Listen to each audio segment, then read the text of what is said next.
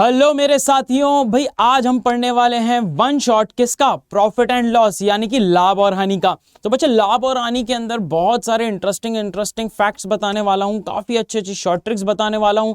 देखते ही क्वेश्चन कैसे सॉल्व कर देना है वो सारी की सारी टेक्निक आज डिस्कस करने वाला हूं। लेकिन इसके पहले मैं एक बात और बोलना चाहूंगा, अगर आपने परसेंटेज का वन शॉट नहीं देखा है तो मैं पहले रिकमेंड करूंगा कि उसको आप पहले देखें और बाद में इसे देखें। बहुत अच्छी बेटर अंडरस्टैंडिंग के लिए आपको ये बहुत इंपॉर्टेंट है। ठीक है बच्चे, तो चलो स्टार्ट करते हैं आपके लिए प्रॉफिट एंड लॉस यानी कि लाभ और हानि। तो सबसे पहले लाभ और हानि का कॉन्सेप्ट देख लेते हैं बच्चे, ठीक है ना, अवधारणा देख लेते हैं। तो लाभ और हानि के अंदर आपको कुछ टर्म्स बच्चे, कुछ जो है आपको शब्दावली मिलेगी। जैसे कि सबसे पहली शब्दावली में आता है मेरे पास क्रय मूल्य। सबसे पहले आपको मिलेगा क्रय मूल्य। ठीक है बच्चे, क्या मिलेगा? क्रय मूल्य। क्रय मूल्य, तो क्रय मूल्य क्या होता है? क्रय मूल्य डिस्कस कर लेते हैं बच्चे। क्रय मूल्य, ध्यान रखिएगा जो डेफिनेशन मैं बता रहा हूं वो ध्यान रखना है। यहां हमें कुछ भी कोई परिभाषा नहीं लिखनी है, वह परिभाषा यहां पर लिख रहा हूं जो आपको याद रखनी है क्रय मूल्य के बारे में। क्रय मूल्य मतलब क्या हो जाएगा बच्चे? क्रय मूल्य यानी कि आपका कॉस्ट प्राइस। ठीक है बच्चे, कॉस्ट प्राइस होता है क्रय मूल्य आपका, जितने में हमारा जो लागत मूल्य कहलाता है या क्रय मूल्य। ठीक है ना, तो यही कॉस्ट प्राइस रहता है। अगर मैं बात करता हूं यहां पे तो इसको हम सीपी पढ़ेंगे बच्चे। क्या पढ़ेंगे हम? इसको सीपी पढ़ेंगे। ठीक है ना, क्रय मूल्य को क्या पढ़ेंगे? सीपी पढ़ेंगे कहीं कहीं पे। तो यहां पर सीपी को क्या लिखना है बच्चे? क्या होता है सीपी? तो जो जेब से जाए।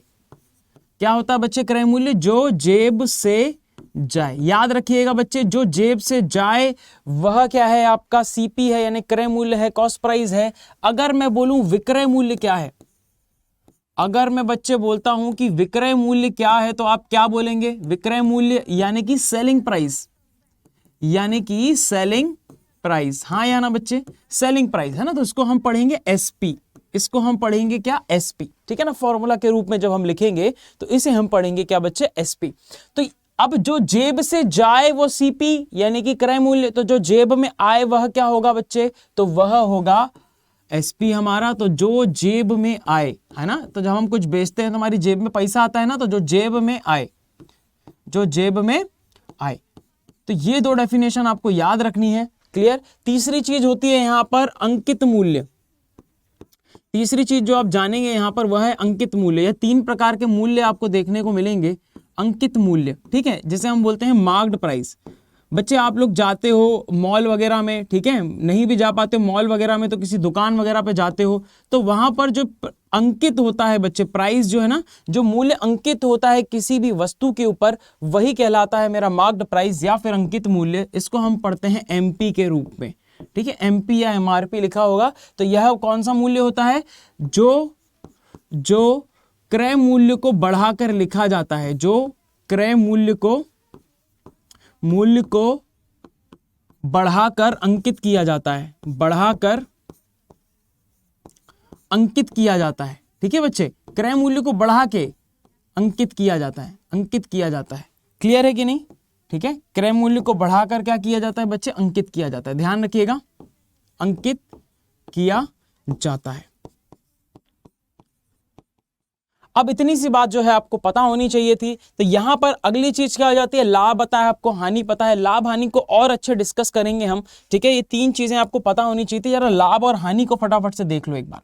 ठीक है, लाभ और हानि की बात करूंगा तो फटाफट से फॉर्मूला देख लेते हैं बच्चे लाभ और हानि का। तो यहां बात करेंगे हम लाभ की और यहां बात करेंगे बच्चे हम हानि की। ठीक है, ध्यान से देखो फटाफट से, लाभ और हानि की यानी प्रॉफिट एंड लॉस की बात कर रहे हैं हम। लाभ मेरा प्रॉफिट है, तो यहां पर अगर मैं बात करता हूं तो लाभ को मैं पी से डिनोट करूंगा, पी मतलब प्रॉफिट। हानि को एल से डिनोट करूंगा यानी कि लॉस। ठीक है ना बच्चे? ठीक है, तो चलो सॉल्व करते हैं यहां पर। तो आपको एक बात पता होना चाहिए कि अगर मेरा कुछ क्रय मूल्य है, ठीक है, तो यहां से मेरे को जो भी लाभ या हानि होगा वो कब होगा? बेचने पे होगा। इसका मतलब क्या होगा कि लाभ के केस में जो मेरा विक्रय मूल्य होगा, जो विक्रय मूल्य होगा बच्चे, जो विक्रय मूल्य होगा मेरा, ठीक है, वह बराबर होगा क्रय मूल्य,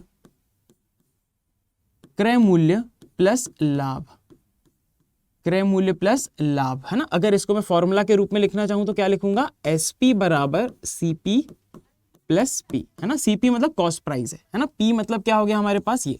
तो देखो बच्चे, इस तरह से ये मुझे मिलेगा। यहां से अगर मैं पी का मान निकालना चाहता हूं तो यह हो जाएगा SP minus CP, SP minus CP.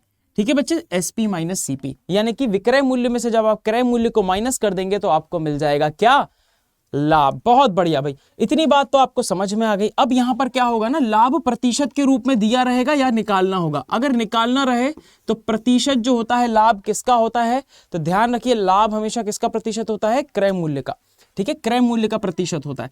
तो यहां पर अगर मैं बात करता हूं तो यह होता है आपका P बटा CP गुणा 100%, P बटा CP गुणा 100%। ठीक है ना। अब मैंने आपको बताया था परसेंटेज में, अगर आपको याद हो, याद नहीं है तो एक बार परसेंटेज का वीडियो जरूर देखिएगा, कि अगर मुझे कोई भी प्रतिशत दिया रहता है, लाभ होता है प्रतिशत वृद्धि और हानि होती है, लॉस होता है प्रतिशत कमी, है ना। तो प्रतिशत वृद्धि और प्रतिशत कमी को हम लिखते थे फाइनल अपॉन इनिशियल, अंतिम मान बटे प्रारंभिक मान। और यहां पर प्रारंभिक मान हमेशा क्या होगा बच्चे, सीपी होगा। ध्यान रखिएगा, प्रॉफिट और लॉस के केस में प्रारंभिक मान हमेशा क्या होगा बच्चे, क्रय मूल्य होगा। ये बात ध्यान रखना है। तो मान लीजिए कि प्रश्न में आपको देके रखता है कि 20% लाभ है। कितना है बच्चे, 20% लाभ। तो 20% लाभ का मतलब 20% इंक्रीमेंट। ठीक है, 20% इंक्रीमेंट का मतलब क्या हो जाएगा, 20% को लिखेंगे हम फ्रैक्शन में बच्चे 1/5, तो यहां पर हो जाएगा प्लस 1/5। प्लस क्यों लिखा, क्योंकि वृद्धि हो रही है, क्योंकि वृद्धि हो रही है। अब यहां पे आपको एक और बात ध्यान रखनी है, क्या है वो, सिंपल सी बात यह है कि जो नीचे दिया रहता है वह दी जाती है हमको ओरिजिनल वैल्यू या फिर इनिशियल वैल्यू या फिर प्रारंभिक मान। समझ में आ रही बात, जो प्रारंभिक मान रहता है उसे हम नीचे लिखते हैं हमेशा, जिससे कंपेयर किया जाता है। तो यहां पर आपको पता है कि प्रारंभिक मान, इसको इससे कंपेयर कीजिए तो यह कहलाता है मेरा सीपी, है ना, यह कहलाता है मेरा सीपी यानी कि विक्रय क्रय मूल्य, और यह कहलाता है मेरा पी यानी कि प्रॉफिट यानी कि आपका लाभ। बात समझ में आ रही है कि नहीं। तो अब मुझे बताइए कि अगर मैं अंतिम मान क्या होगा बच्चे, अंतिम मान ये होता है विक्रय मूल्य। अंतिम में हम क्या करते हैं, बेचते हैं, तब हमें प्रॉफिट या लॉस होता है। तो अगर हम बढ़ा के बेच रहे हैं तो प्रॉफिट होगा, और घटा के बेच रहे हैं तो लॉस होगा, सिंपल सी बात है। लेकिन अल्टीमेटली बेचेंगे हम, तो जो हमारे पास जो अंतिम मान आएगा वह क्या आएगा बच्चे, विक्रय मूल्य आएगा, है ना। तो हम डायरेक्ट सीख रहे हैं कि अगर हमें प्रॉफिट परसेंटेज गिवन हो तो हम डायरेक्ट एसपी बटा सीपी कैसे निकालेंगे। तो एसपी बटा सीपी कैसे निकलेगा, सीपी तो नीचे है, कितना है 5, एसपी क्या होगा बच्चा, 1 बढ़ा के बेचा, 5 और 1 6, सीपी प्लस पी। एसपी कैसे निकलता है, सीपी प्लस पी, यानी 5 पे 1 की वृद्धि यानी कि 6। तो देखो बच्चे, इस प्रकार से हम बोल सकते हैं कि अगर वह 5 रुपए का खरीद है तो वह 6 रुपए का बेचना पड़ेगा ताकि हमें 1 रुपए का प्रॉफिट हो। बात समझ में आ रही है। अगर प्रश्न में दिया रहता कि 100 रुपए का प्रॉफिट हो रहा है, 100 रुपए का लाभ हो रहा है बच्चे आपको, तो यहां 100 होगा तो यहां 500 हो जाएगा, यहां 500 होगा तो यहां 600 हो जाएगा, सिंपल है ना। क्योंकि हमें पता है कि जब भी हम फ्रैक्शन की बात करेंगे, भिन्नों की बात करेंगे, अनुपात की बात करेंगे, तो जो भी आप नीचे गुणा कर रहे हैं वही गुणा ऊपर भी करना पड़ेगा। यानी कि अगर मेरे पास 3/2 है तो अगर मैं 4 का गुणा ऊपर कर रहा हूं तो 4 का गुणा नीचे भी करना पड़ेगा। ये सिंपल सी आपको जो है बात याद रखनी है। तो यहां से आपको समझ पाए कि एसपी बटा सीपी हम निकाल चुके हैं।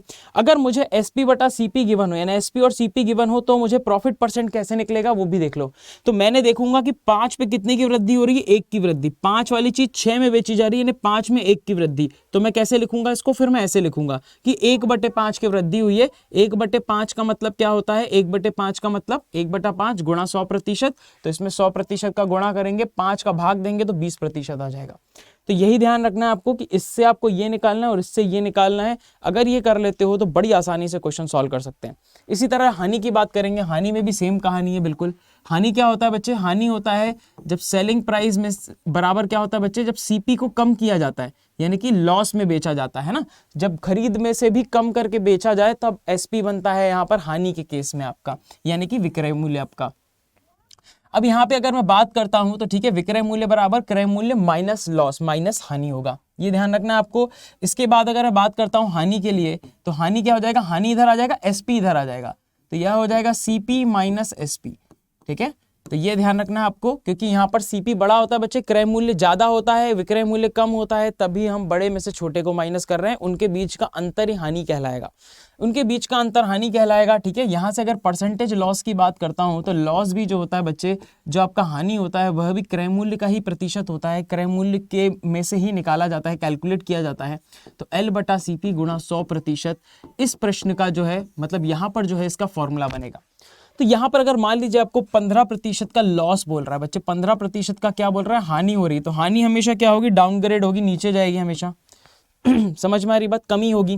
तो यहां पर अगर मैं बात करता हूं तो हानि सबसे पहले मैं इसको लिखूंगा किसमें, फ्रैक्शन में, भिन्न में लिखूंगा सबसे पहले। तो भिन्न में 15% कैसे लिखेंगे, 15/100, 5 से ऊपर काटा, 5 से नीचे काटा, तो 3/20 आ गया।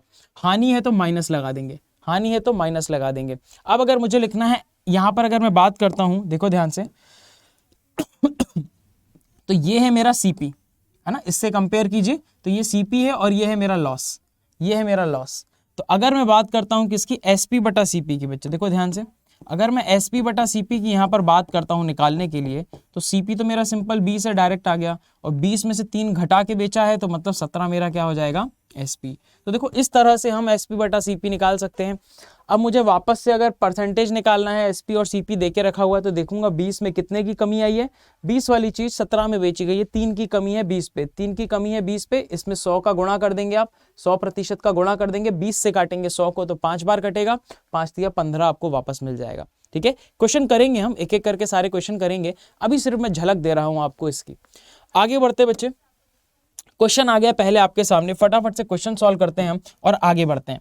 क्या बोला जा रहा है, विक्रय मूल्य आपको देके रखा हुआ है, आपको क्रय मूल्य देके रखा हुआ है, आपको जो है लाभ प्रतिशत पूछा जा रहा है ना, क्रय मूल्य विक्रय मूल्य देके रखा हुआ है, लाभ प्रतिशत पूछा जा रहा है। तो लाभ प्रतिशत कैसे निकलता है, फॉर्मूला यहां लिख देता हूं बच्चे।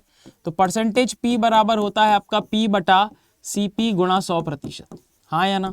तो मुझे पी निकालना है, पी कैसे निकलता है, तो पी होता है इन दोनों का अंतर। तो आप इन दोनों का अंतर डायरेक्ट भी ले सकते हो, मैं लिख के बता देता हूं आपको, तो 648 माइनस 600, ठीक है बच्चे।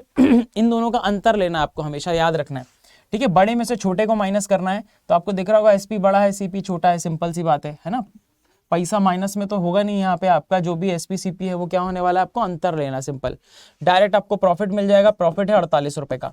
तो 48 रुपए का अगर मैं बात करता हूं बच्चे, तो प्रॉफिट है, और सीपी कितना है बच्चे मेरे पास, जो क्रय मूल्य है वह है 600 रुपया, क्रय मूल्य 600 रुपया है, बस खत्म। 100% का गुणा कर देंगे यहाँ पर, तो प्रतिशत में मान आ जाएगा। काटा पीटी करते हैं थोड़ी सी, तो अगर मैं काटा पीटी करूं यहाँ पर, तो देखो 2 जीरो से ये 2 जीरो खत्म, 6 से काटूंगा तो कितनी बार जाएगा, 8 बार, 6 से जाएगा ये कितनी बार, 8 बार। तो 8% जो है बच्चे इस प्रश्न का होना चाहिए सही उत्तर। ऑप्शन नंबर बी जो है इस प्रश्न का बिल्कुल सही उत्तर है। समझ पा रहे हैं आप, ठीक है। अगर अच्छा लग रहा है बच्चे, फटाफट से लाइक कर दो वीडियो को, सारे दोस्तों के साथ शेयर कर दो, ताकि वो भी सीयूईटी की तैयारी कर सके। आपको पता है कि सीयूईटी की तैयारी फुल हिंदी में यहाँ पर आपको करवाई जा रही है, ताकि आपको कहीं पे भी और भटकने की जरूरत ना पड़े। फटाफट से सारे दोस्तों को बता दो कि यहाँ पर सीयूईटी की बिल्कुल ताबड़तोड़ तैयारी चालू हो चुकी है। जीटी के अंदर क्वांट का जो ये चैप्टर हम पढ़ रहे हैं वह है आपका कौन सा, लाभ और हानि। और भी सारे के सारे चैप्टर्स आपको एक बार एक एक करके आपको मिलने वाले हैं, लाइन से एक एक करके पढ़ते जाइए, सीखते जाइए। कहीं पे भी डाउट हो तो आप जरूर पूछिए, कमेंट बॉक्स में आप जो है अपने डाउट्स पूछ सकते हैं। साथ ही साथ में बच्चे एक बात और बताना चाहूंगा कि अगर आपको सीयूईटी से रिलेटेड, या फिर आपको मुझसे बात करनी है डायरेक्ट, या फिर आपको किसी भी प्रकार का आपको मैसेज पहुंचाना है मुझ तक, तो कमेंट में भी बोल सकते हैं। साथ ही साथ एक गूगल फॉर्म भी है, जहां पर आपकी कोई भी क्वेरी है, किसी भी प्रकार की आपकी समस्या है, डाउट्स हैं, वो आप लिख सकते हो, आपका उसका रिप्लाई किया जाएगा, आपके नंबर पे आपको डायरेक्ट रिप्लाई किया जाएगा, ठीक है बच्चे। तो उसको जरूर फिल कर देना, ताकि आप जो है और हम कनेक्ट हो सकें आपस में, और सारी की सारी चीजें स्मूथली चल सकें, ठीक है। चलें, चलो अगले क्वेश्चन पे चलते हैं। अगला प्रश्न देखो, अभी प्रॉफिट देके रखा हुआ है 16 2/3%। 16 2/3%, देखो अगर आप परसेंटेज का वीडियो देखेंगे तो वहां पर आपको समझ में आ जाएगा। 16/3% कितना होता है बच्चे, यह होता है आपका 1/6। और प्रॉफिट है, इसका मतलब क्या है, इंक्रीमेंट है, तो प्लस में लिखेंगे, ठीक है बच्चे, प्लस में लिखेंगे, ध्यान रखिएगा इस बात को। अब ये बोलेंगे कि सर अगर ये याद नहीं आया कि ये इतना होता है तो फिर क्या करेंगे, तो कुछ नहीं करना है, प्रतिशत को साइन को खोल दो। तो 16 तिया 48, 16 तिया 48, इसका गुणा इसमें करो, 16 तिया 48 और 2 50, तो यह हो जाएगा 50/3। 50/3 हो गया, और परसेंटेज का 100 नीचे लग जाता है, तो ये डबल जीरो, तो 0 से 0 खत्म, 5 एकम 5, 5 छक्का 30, तब भी आपका निकल के 1/6 आ जाएगा। लेकिन ये वाला टाइम पास ना हो, इसीलिए मैंने पूरा चार्ट दे दिया था, याद कर लेना उसको, ठीक है। चलो आगे बढ़ते हैं बच्चे। आगे बढ़ते हैं, तो बोला जा रहा है कि यहां पर जो है मेरे पास, आपको पता है कि यह मेरा सीपी है और ये मेरा प्रॉफिट है, और मैं जानता हूं कि एसपी बटा सीपी में लिख सकता हूं मैं इसको, हाँ या ना, है ना, क्योंकि एसपी इसका अंतिम मान है। तो प्रारंभिक मान 6 है और 1 से बढ़ा के लिखा गया है, यानी कि 7 का लिखा गया है। बोला जा रहा है कि अगर सीपी 600 है तो एसपी बताइए। आप साफ साफ मुझे खुद देख के बताइए कि अगर सीपी मेरा 600 होगा तो एसपी कितना हो जाएगा बच्चे, सीधा सीधा साफ साफ ठीक है 700। तो ऑप्शन नंबर बी आ गया इस प्रश्न का बिल्कुल सही उत्तर, है ना। डबल जीरो कैसे लगाया मैंने, तो कुछ नहीं, ऊपर भी 100 का गुणा कर दिया, नीचे भी 100 का गुणा कर दिया। इसका मतलब अगर सीपी मेरा 600 है तो एसपी मेरा 700 होगा, तभी मुझे इतने प्रतिशत का लाभ होगा, है ना। आप चाहो तो कैलकुलेटर में भी चेक कर सकते हो, यही आपका उत्तर आएगा, लेकिन कैलकुलेटर अलाउड नहीं है ना, इसीलिए मैं ये टेक्निक्स बता रहा हूं। बच्चे आपको हो सकता है पहली बार पढ़ रहे हो आप, ये टेक्निक्स ध्यान से एकदम इत्मीनान से पढ़ो, आपको एक एक चीज समझ में आएगी। आप यहाँ पढ़ने के बाद प्रैक्टिस जरूर करो उसकी, देखिए कैसे तुरंत आपके आंसर निकलते हैं। लेकिन इसके पहले मैं फिर से बता दूं, परसेंटेज का वीडियो जरूर देखना, नहीं तो ये थोड़ा और ऊपर से चला जाएगा आपके, ठीक है ना। चलो आगे बढ़ते हैं। एक दुकानदार अपनी, मैंने आपको बताया था कि जो प्रॉफिट और लॉस होता है बच्चे, है ना, प्रॉफिट और लॉस होता है वह हमेशा क्रय मूल्य पे निकाला जाता है। जो आपका लाभ और हानि होता है वह हमेशा क्रय मूल्य पे निकाला जाता है, परंतु कब तक क्रय मूल्य पे निकालेंगे, जब तक कि प्रश्न में स्वयं न गिवन हो, दिया न गया हो कि बच्चे आपको वो विक्रय मूल्य पे निकाला गया है ना। तो देखो ये प्रश्न देखो ध्यान से, एक दुकानदार अपनी वस्तु को क्रय मूल्य के 20% लाभ पर बेचता है। इसका मतलब क्या हुआ कि ये 20% किस पे, इस 20% की गणना किस पे हुई है, तो यह विक्रय मूल्य पे हुई है। समझ में आ रही बात, विक्रय मूल्य के 20% लाभ पर बेचता है। उसका वास्तविक लाभ प्रतिशत ज्ञात कीजिए। वास्तविक लाभ प्रतिशत कब मिलेगा, जब हम उसको क्रय मूल्य पे निकालेंगे। समझ पा रहे हो ना मेरी बात, विक्रय मूल्य पे दिया गया है, क्रय मूल्य पे निकालना है, तो कैसे निकालेंगे, ध्यान से देखो, सिंपल सी बात है। सबसे पहले हम लिखेंगे 20% को, लाभ है इंक्रीमेंट में लिखेंगे तो 1/5 और ये +1, ठीक है। तो इससे फर्क नहीं पड़ता है, ये जिस पे भी निकाला गया होता है वही नीचे होता है, ये जिस पे निकाला गया होता है वो नीचे होता है। तो ये निकाला गया है एसपी पे, है ना, ये विक्रय मूल्य पे निकाला गया है, और ये है मेरा प्रॉफिट। और आप जानते हो कि मुझे इसका वास्तविक लाभ निकालने के लिए मुझे इसे P/CP में रखना है। P/CP गुणा 100%, ये मेरा जो है वास्तविक जो है प्रतिशत लाभ निकलेगा, है ना बच्चे। तो मुझे बताओ P तो है मेरे पास 1, CP कैसे निकलेगा, तो आप जानते हो क्या कि SP बराबर क्या होता है बच्चे, CP + P, यही होता है। तो SP अगर 5 है, ये CP है और इसमें 1, तो बताओ कितने में 1 जोड़ूं कि मेरे पास 5 मिले, तो आप बोलोगे सर 4 में 1 जोड़ दो, या फिर 1 को इधर भेज दो तो जब भी 4 आ जाएगा। तो CP का मान आ चुका है 4, गुणे में है मेरे पास कितना बच्चे, 100%। 4 से भाग दे दोगे 100 में तो 25 आ जाएगा, और 25% जो है वह इसका एक्चुअल वैल्यू है, वास्तविक लाभ प्रतिशत है। और ऑप्शन नंबर बी अगेन इस प्रश्न का सही उत्तर है। समझ पा रहे हो ना, है ना, मजा आ रहा है, ठीक है। तो अगर कहीं पे भी डाउट आ रहा है, थोड़ा सा रिकैप करके देखो, थोड़ा सा पीछे करके देखो, क्लैरिटी आएगी। एक एक क्वेश्चन के बाद आप जरूर ये सारे का सारा पढ़ने के बाद प्रैक्टिस जरूर कर लेना, इतना सही लगेगा ना, आप जितने भी बाकी बच्चे ना उनसे इतना आगे चले जाओगे कि आप विश्वास नहीं कर पाओगे, खुद पे ही विश्वास नहीं कर पाओगे कि आप क्वेश्चन सॉल्व कर पा रहे हो, है ना। चलो, आप किसी भी बैकग्राउंड के हो, कोई फर्क नहीं पड़ता, बहुत ही अच्छे से बता रहा हूं एक एक चीज को। अगली चीज आ जाती है मार्कअप और छूट। मार्कअप क्या होता है, मार्कअप क्या होता है वो समझ लो। तो जिस प्रतिशत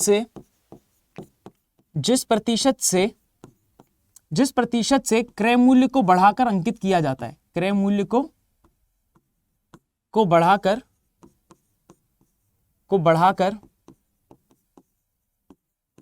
अंकित किया जाता है,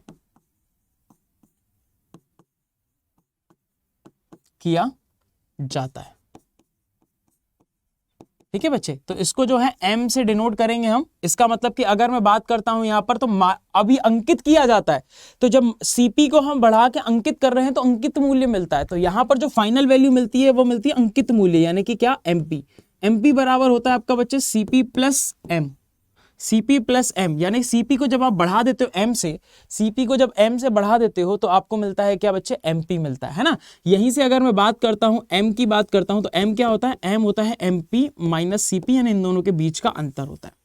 अब यहां पे अगर प्रतिशत M की मैं बात करूंगा तो प्रतिशत M क्या होता है, M किस पे निकलेगा, तो CP को बढ़ाकर कर रहे हैं, तो जिसको भी बढ़ाते हैं और घटाते हैं, समझ में आ रहा है, जिसको भी प्रतिशत में बढ़ाते और घटाते वही होता है जो नीचे आता है, वही होता है जिस पर ये निकाला जाता है। तो हम क्योंकि CP को यानी कि क्रय मूल्य को बढ़ा रहे हैं बच्चे, है ना, कॉस्ट प्राइस को बढ़ा रहे हैं, इसका मतलब CP नीचे आएगा गुणे में 100%, ठीक है। तो आपको समझ में आ गया कि लाभ हो गया, हानि हो गई और मार्कअप हो गया, ये तीनों किस पे निकाले जाते हैं एक्चुअली में, है ना, वास्तविक तौर पे हम CP पे निकालते हैं, क्रय मूल्य पे निकालते हैं।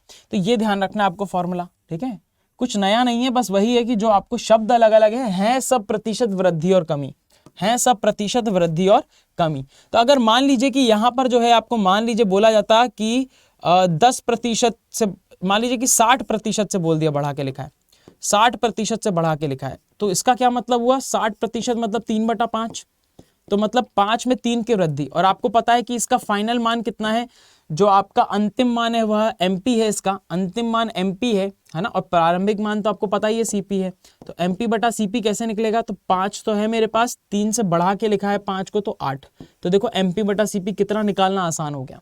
सिमिलरली अगर मुझे MP और CP का अनुपात देके रखा हुआ है, यानी अंकित मूल्य का और क्रय मूल्य का अनुपात देके रखा है, तो मैं बोल सकता हूं कि 5 से 3 बढ़ाया गया है, 3 बढ़ाया गया है 5 पे, तो 3/5 गुणे में 100% अगर कर दोगे आप, तो आपको वापस से 60% मिल जाएगा। समझ पाए। इसी तरह आ जाती है छूट। छूट मतलब डिस्काउंट होता है बच्चे। क्या होता है बच्चे, छूट मतलब डिस्काउंट, है ना। इसको मार्कअप बोला जाता है, ये बोला जाता है इसको डिस्काउंट, और इसको हम डिनोट करते हैं बच्चे D से। तो यहां से अगर मैं बात करता हूं, तो इसका जो फाइनल वैल्यू होता है वह होता है SP, यानी कि विक्रय मूल्य होता है आपका, ठीक है, विक्रय मूल्य। तो ये डिस्काउंट कैसे मिलता है, तो जो अंकित मूल्य होता है ना बच्चे, उसमें से जब आप माइनस करते हो डिस्काउंट को, तब आपको विक्रय मूल्य मिलता है। मान लीजिए 1000 रुपए की कोई चीज है भाई, आप कहीं भी शॉप पे गए है ना, कोई जीन्स वीन्स पसंद आ गई, 1000 रुपए की है, बोला 20% का डिस्काउंट है, 20% का डिस्काउंट ना बोलते हुए बोला 200 रुपए का डिस्काउंट है, तो आप क्या बोलोगे कि भाई ये जीन्स मुझे कितने की पड़ी, 800 रुपए की। उसने कितने की बेची, 800 रुपए। क्यों, क्योंकि 1000 रुपए में से 200 रुपए माइनस किया, तो उसने कितने का बेचा, सेलिंग प्राइस कितना हो जाएगा बच्चे, 800 रुपए, है ना। तो ये हो गया। अगर मैं डिस्काउंट की बात करता हूं, तो डिस्काउंट क्या होता है बच्चे, लागत जो आपका अंकित मूल्य है माइनस विक्रय मूल्य। तो आपको पता चल जाएगा, जब 1000 में से 800 माइनस करोगे तो 200 रुपए का डिस्काउंट मिला, ये बात आपको पता चल जाएगी। प्रतिशत में अगर मैं बात करता हूं डिस्काउंट की, तो डिस्काउंट जो होता है वह किस पे निकाला जाता है, कौन बताएगा, कमेंट करके बताओ, जल्दी बताओ। हाँ, किस पे निकाला जाता है, जल्दी बताओ। वेरी गुड, ठीक है। प्रतिशत डिस्काउंट जो होता है, यानी डिस्काउंट होता है, वह MP पे निकाला जाता है, अंकित मूल्य पे। अगर 1000 रुपए छपा है, तो उस पे 20% का डिस्काउंट हम 200 रुपए कैलकुलेट करेंगे। समझ में आ रही बात। तो यह बस डिस्काउंट ऐसा है जो MP पे निकाला जाता है, बाकी सब CP पे निकाले जाते हैं। इस बात को ध्यान रखिएगा। गुणे में 100% इसीलिए लगा रहे हैं ताकि प्रतिशत मान निकाल सकें।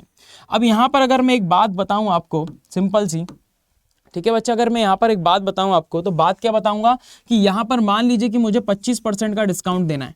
25% का डिस्काउंट हमेशा कमी होती है ना। इसका मतलब 25% मतलब 1/4, और डिस्काउंट की कमी मतलब कि -1/4। अंतिम मान SP होता है, तो इसको हम लिखते हैं SP/MP के रूप में, SP/MP के रूप में। तो MP अगर 4 है, तो SP क्या होगा, एक कम, एक डिस्काउंट, एक कम में बेचा, यानी कि 3 का बेचा। क्लियर, समझ में आ गई बात, है ना। तो इस तरह से हम जान पाते हैं, इससे इसको कंपेयर करेंगे तो MP बराबर कितना आ जाएगा, 4, और डिस्काउंट आ जाएगा 1 का। तो 4 वाली चीज एक डिस्काउंट पे बेची, मतलब कितने की बेची, 3 की बेची। सिंपल है ना। तो हमें फंडे क्लियर है, क्वेश्चन सॉल्व करते हैं।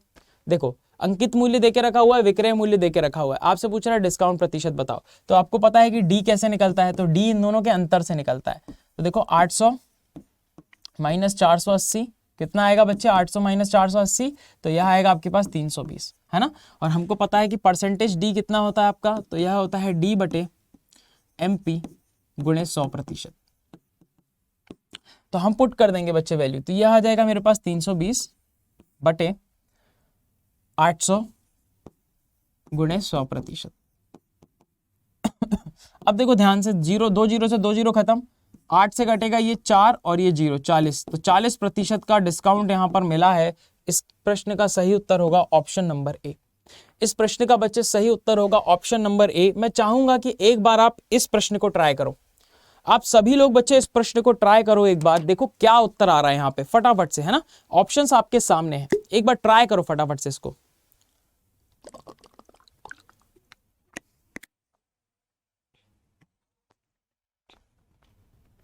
किया, चलो। तो आपको पता है कि 37.5%, अगर आपने परसेंटेज का वीडियो देखा है तो मैं आपको बता चुका हूं, 37.5% का मान होता है 3/8। और क्योंकि डिस्काउंट है तो -3/8 लिखेंगे। और मैंने आपको बताया था कि आप हमेशा SP/MP के फॉर्म में लिखो, यानी किस फॉर्म में लिखो, आप अंतिम मान बटे प्रारंभिक मान के रूप में लिखो। तो आपको पता है कि ये MP है और ये है डिस्काउंट। तो आप जानते हो कि MP अगर 8 है तो 3 कम में बेचा होगा, 5 का बेचा होगा, 5 का बेचा होगा, हाँ या ना। अब प्रश्न में क्या बोल के रखा हुआ है बच्चे, प्रश्न में बोल के रखा हुआ है आपसे कि एसपी जो है वह कितना 3100 रुपए, मतलब कि 5 इकाई का मान 3100 है ना। अगर मैं इस 5 को क्या करूं, ऊपर नीचे 2 का गुणा कर दूं अगर मैं, तो यह हो जाएगा 10/16। ठीक है ना। हम ऊपर नीचे रेशो का यही अच्छी बात होती है कि हम ऊपर नीचे किसी भी नंबर का मल्टीप्लाई कर सकते हैं, लेकिन सेम होना चाहिए नंबर। ठीक है, क्योंकि इसको काटोगे तो फिर यही मिलेगा, मतलब हमारी वैल्यू चेंज नहीं हुई है। तो अभी 10 का मान देखो बच्चे, 10 का मान जो है बच्चे वो देके रखा हुआ है कितना, 3100। इसका मतलब कि 10 में कितने का गुणा करूं कि 3100 मिले, तो बोलोगे आप, क्या बोलोगे बच्चे, आप बोलोगे कि सर 310 का गुणा करो। 10 में कितने का गुणा करूं कि 3100 मिले, तो आप बोलोगे बच्चे 310 का गुणा करो। तो मैंने बताया था जो गुणा ऊपर होता है वही गुणा नीचे भी करना पड़ता है ना। तो 310 का गुणा यहां पे भी करूंगा तो 0 की 0 आएगी, 16 एकम 16, कैरी आया 1, 16 तिया 48 और 1 49। तो 49 60 इस प्रश्न का सही उत्तर होगा ऑप्शन नंबर सी। आपने देखा एक लाइन में हमने आंसर निकाल लिया, देख पा रहे हो कि नहीं, है ना। इतनी सी चीजें करनी है, प्रैक्टिस करो बच्चे, सारी की सारी चीजें हल हो जाएंगी। जो टेक्निक बता रहा हूं उसको देख के घबराना नहीं है, काफी यूनिक टेक्निक होंगी, आपने पहले कभी नहीं पढ़ी होंगी, मैं ये बात जानता हूं। लेकिन अगर आपने पढ़ी है तो बहुत अच्छी बात है, नहीं पढ़ी है तो इन टेक्निक्स को प्रैक्टिस कीजिए, मजा आ जाएगा। ठीक है, मजा ही आ जाएगा, सच बता रहा हूं। आप प्रैक्टिस तो कीजिए, मजा ना आए तो फिर बोलिएगा।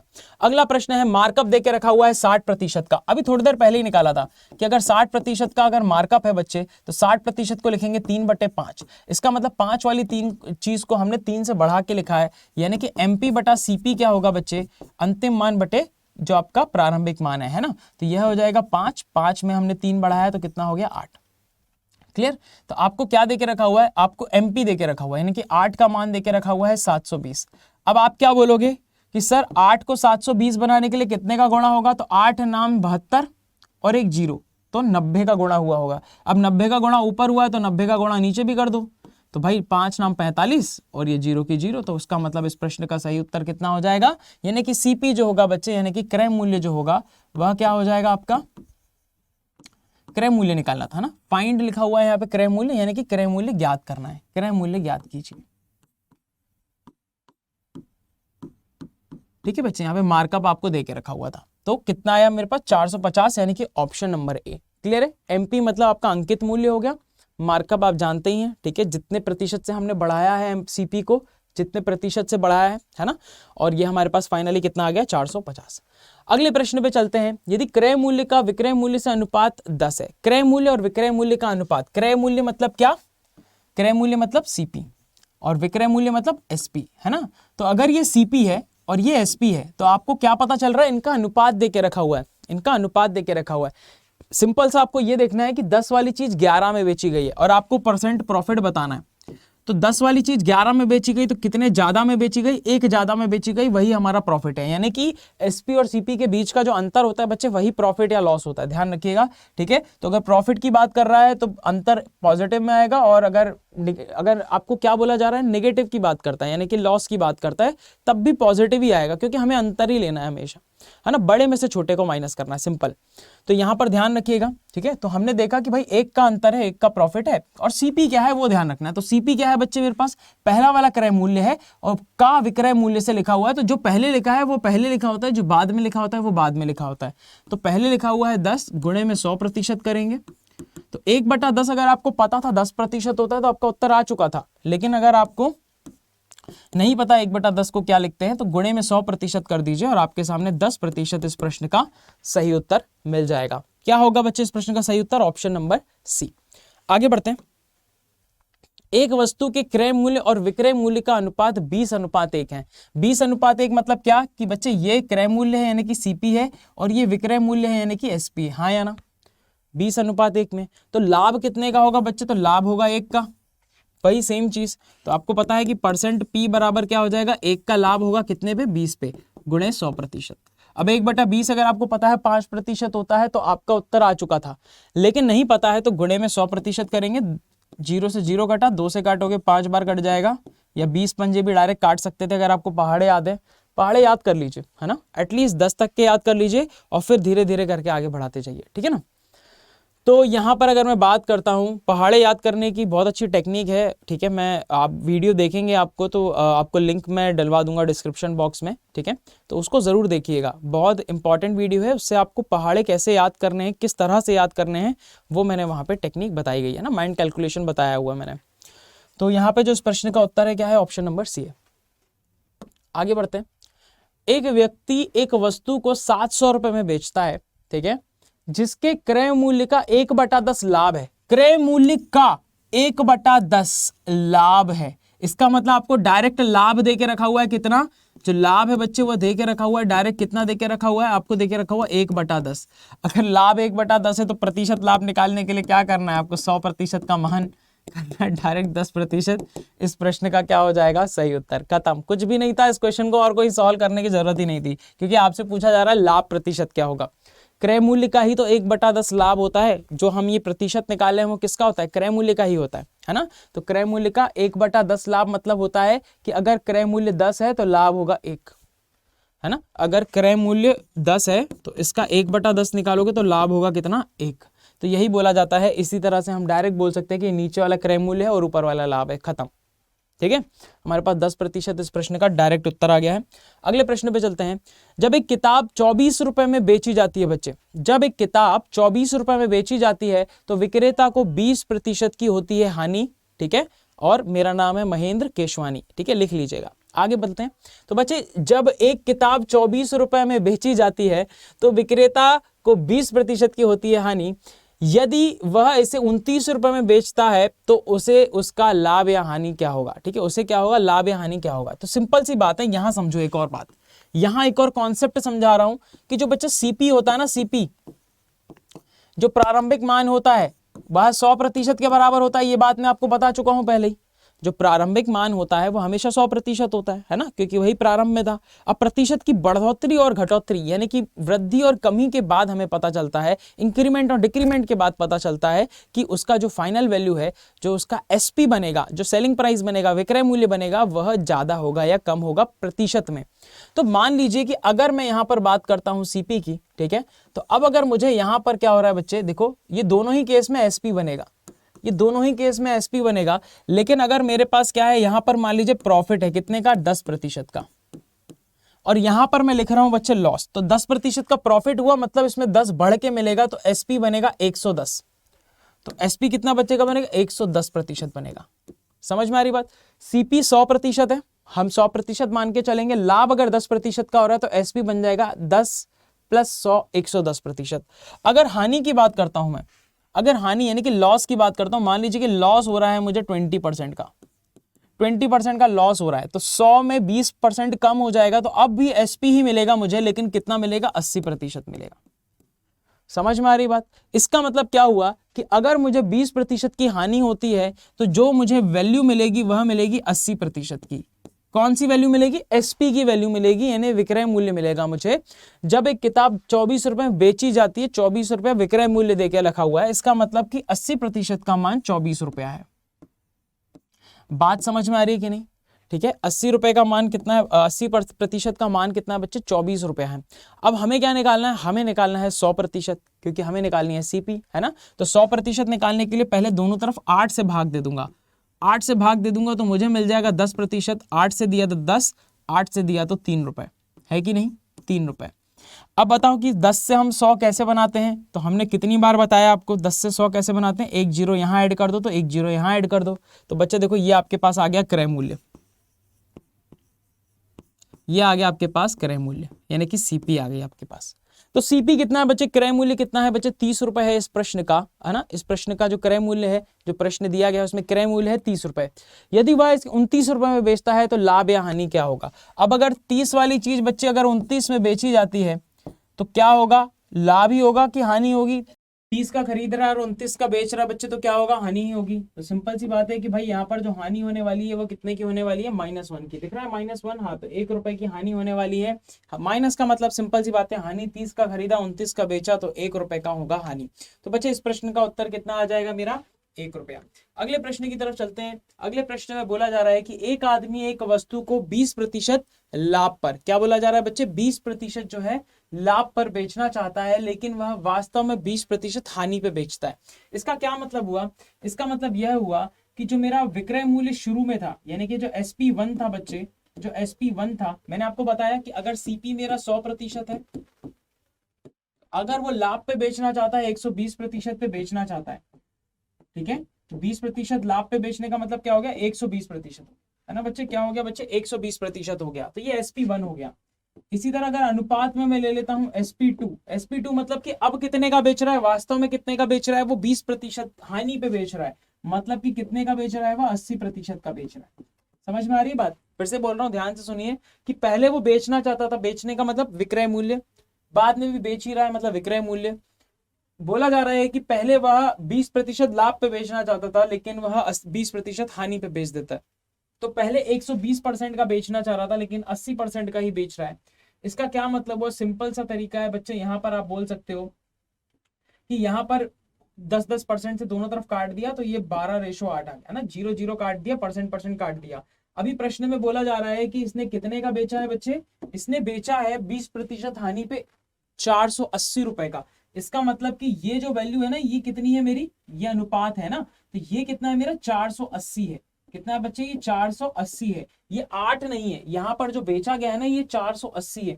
तो 8 में कितने का गुणा करूं कि 480 बने, आप बोलोगे सर बड़ा ही सिंपल सा क्वेश्चन पूछ लिया आपने, अगर 8 में 6 का गुणा करते हो तो 48 बनता है, और अगर आप 60 का गुणा कर दोगे तो 480 बन जाएगा। अब अनुपात में क्या होता है, जो गुणा यहाँ करते हो वही यहाँ पे भी करना पड़ता है, इसका मतलब कि यहाँ पर भी मुझे 60 का गुणा करना पड़ेगा। तो 12×72 और ये 0 की 0। तो देखो बच्चे कितनी आसानी से मैंने इस प्रश्न का उत्तर निकाल लिया है ना। इसके अलावा ये तो मैंने शॉर्ट ट्रिक बता दी आपको, अगर आपको वैसे निकालना है तो एक और तरीके से निकाल सकते हो, जैसे कि 20% हानि है, तो आप ऐसे भी बोल सकते हो कि 80% का मान हो गया 480, है ना बच्चे, 480 हो गया। यहाँ से आप 100% का मान निकाल लो, तो 100% का मान कैसे निकलेगा, पहले निकालोगे आप 10% का मान, 10% का मान निकालोगे सबसे पहले आप, तो 10% का मान निकाल लिया, या फिर 20% का भी निकाल सकते हो।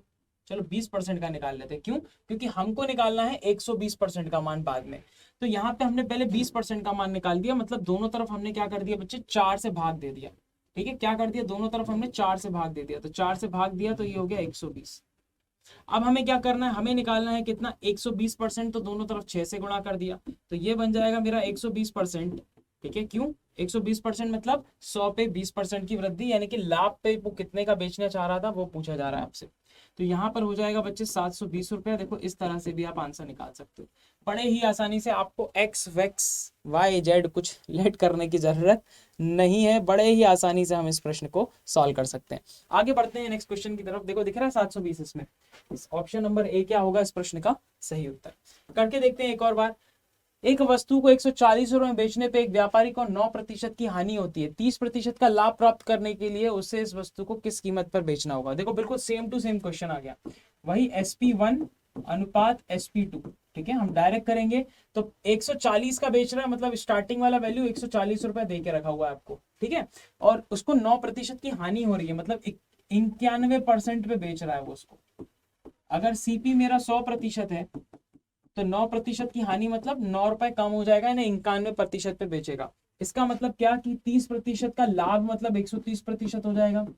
दोनों तरफ हम 13 से काट देंगे, 13 से काटेंगे तो यहाँ पे बचेगा 7, 13 7 91, और यहाँ पे बचेगा 10। अब प्रश्न में क्या बोला जा रहा है, ध्यान से देखो, प्रश्न में बोला जा रहा है बच्चे कि 140 का बेचा, इसका मतलब कि 7 का मान कितना है बच्चे, 140 है।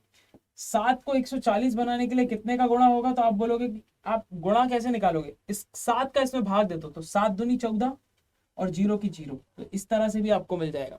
इस 7 का 140 में भाग दोगे तो आपको पता चल जाएगा कि 7 में कितने का गुणा करना है, तो 7 दूनी और 7 0 की 0, तो 7 में कितने का गुणा करूंगा कि 140 आएगा, तो 20 का गुणा करूंगा। अब क्योंकि 20 का गुणा यहाँ किया है, तो 20 का गुणा यहाँ पे भी करना पड़ेगा, तो 200 इस प्रश्न का सही उत्तर होगा।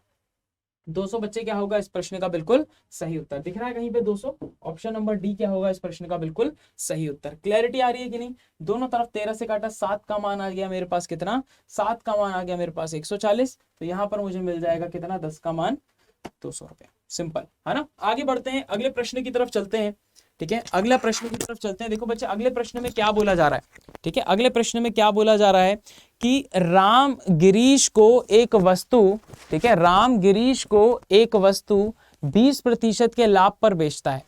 गिरीश इसे 10% के लाभ पर संजय को बेचता है, और संजय इसे आदित्य को 12.5% के लाभ पर बेचता है। ठीक है, इसके बाद बोला जा रहा है कि यदि आदित्य को 59 रुपए 40 पैसे का भुगतान करता है, ठीक है, आदित्य क्या करता है, 59 रुपये 40 पैसे का भुगतान करता है। तो राम के लिए वस्तु का क्रय मूल्य क्या था? तो कुछ नहीं बच्चे, सिंपल सा प्रश्न है कि राम का क्रय मूल्य को आर मान लेते हैं हम। ठीक है, राम के क्रय मूल्य को आर मान लिया। अब उसने क्या किया, उस वस्तु को 20% लाभ पे बेचा। लाभ मतलब कि 20% बढ़ा के बेचा। 20% बढ़ाने का मतलब क्या है, यहाँ पे प्रतिशत मान लिख देता हूं मैं। तो 20% बढ़ाने का मतलब क्या होता है बच्चे, +1/5, +1/5 है ना, यानी कि 5 पे 1 की वृद्धि, यानी कि 5 वाली चीज को उसने कितने का बेचा, 6 का बेचा, गुणा। एक ही चीज में बार बार प्रतिशत परिवर्तन है। ठीक है, आगे बढ़ते हैं। तो गिरीश ने इसे 10% लाभ पे बेचा। 10% लाभ का मतलब क्या होता है, यहाँ पे लिख देता हूं आपके लिए। 10% लाभ का मतलब +1/10, लाभ मतलब प्लस, हानि मतलब माइनस। तो इसका मतलब कि अब इसने 10 वाली चीज को कितने का बेचा, 11 का। आगे फिर क्या हुआ, फिर संजय से आदित्य को 12.5% लाभ पर बेचता है। 12.5% का लाभ, 12.5% का लाभ, 12.5% का इंक्रीमेंट। 12.5% होता है 1/8, यानी कि 8 पे 1 का प्रॉफिट। इसका मतलब इसने क्या किया, 8 पे 1 का प्रॉफिट लिया, यानी कि 9 का बेचा। 8 वाली चीज बच्चे कितने की बेची, उसने 9 की बेची। अब क्या हो रहा है बच्चे, वो देख लेते हैं। इसके बाद आदित्य ने इसका कितना भुगतान किया, इतना भुगतान किया। इसका मतलब कि इसका मान जो है वो आपको देख के रखा हुआ है 59.40। ठीक है बच्चे, 59.40। अब वापस से ध्यान से सुनना, ये क्रय मूल्य है राम का। राम ने इतने रुपए का खरीदा, ठीक है, और उसने इसको 6/5 पे बेच दिया, मतलब 5 वाली चीज को 6 में बेचा। फिर ये जो आपके पास आया है, इतनी चीज जो आई है आपके सामने, ठीक है, इतना चीज जो आया है आपके सामने, यह है आपके पास क्या, क्रय मूल्य है। किसका, ये क्रय मूल्य है, ये क्रय मूल्य है बच्चे आपके पास। ये क्रय मूल्य है किसका, तो ये दूसरे वाले का क्रय मूल्य है गिरीश का। ठीक है, ये क्रय मूल्य कितना है बच्चे, गिरीश का है। समझ में आ रही बात, गिरीश का। इसके बाद अगर मैं बात करता हूं तो ये यहां से लेकर यहां तक क्रय मूल्य गिरीश का है। फिर गिरीश ने 10 वाली चीज 11 की बेच दी, 10 की चीज खरीद के 11 की बेच दी। तो यहां तक का जो क्रय मूल्य है बच्चे, ये क्रय मूल्य है किसका, संजय का। और फिर यहां से लेकर यहां तक संजय ने फिर इतने का बेचा, तो ये क्रय मूल्य है आदित्य का। इसीलिए मैंने इस पूरे को इसके बराबर रखा है, क्योंकि आदित्य ने इसने इतना भुगतान किया है। बात समझ में आ रही है, इसीलिए मैंने इस पूरे गुणनफल को इसके बराबर में रखा है, क्योंकि ये पूरा का पूरा आदित्य का क्रय मूल्य है। चलो अब सॉल्व कर लेते हैं इसको, देखो ध्यान से। देखो ये पॉइंट हटाया मैंने, ठीक है, तो जीरो का तो अस्तित्व ही नहीं है, तो यहाँ पे हमने डबल जीरो रखा। ये 1 0 से 1 0 ये खत्म, ये 1 0 से ये वाला 1 0 खत्म। ठीक है, अब देखो यहाँ पर ध्यान से, तो 9 से मैंने इसको काटा, देखो 9 से काट दिया मैंने इसको, तो 9 से चला जाएगा ये 6 बार 54, और फिर ये चला जाएगा मेरे पास कितना, देखो 6 गया, 54 बचा, फिर क्या मेरे पास फिर से 54 आ गया, तो फिर से 9 छंग 54 चला गया।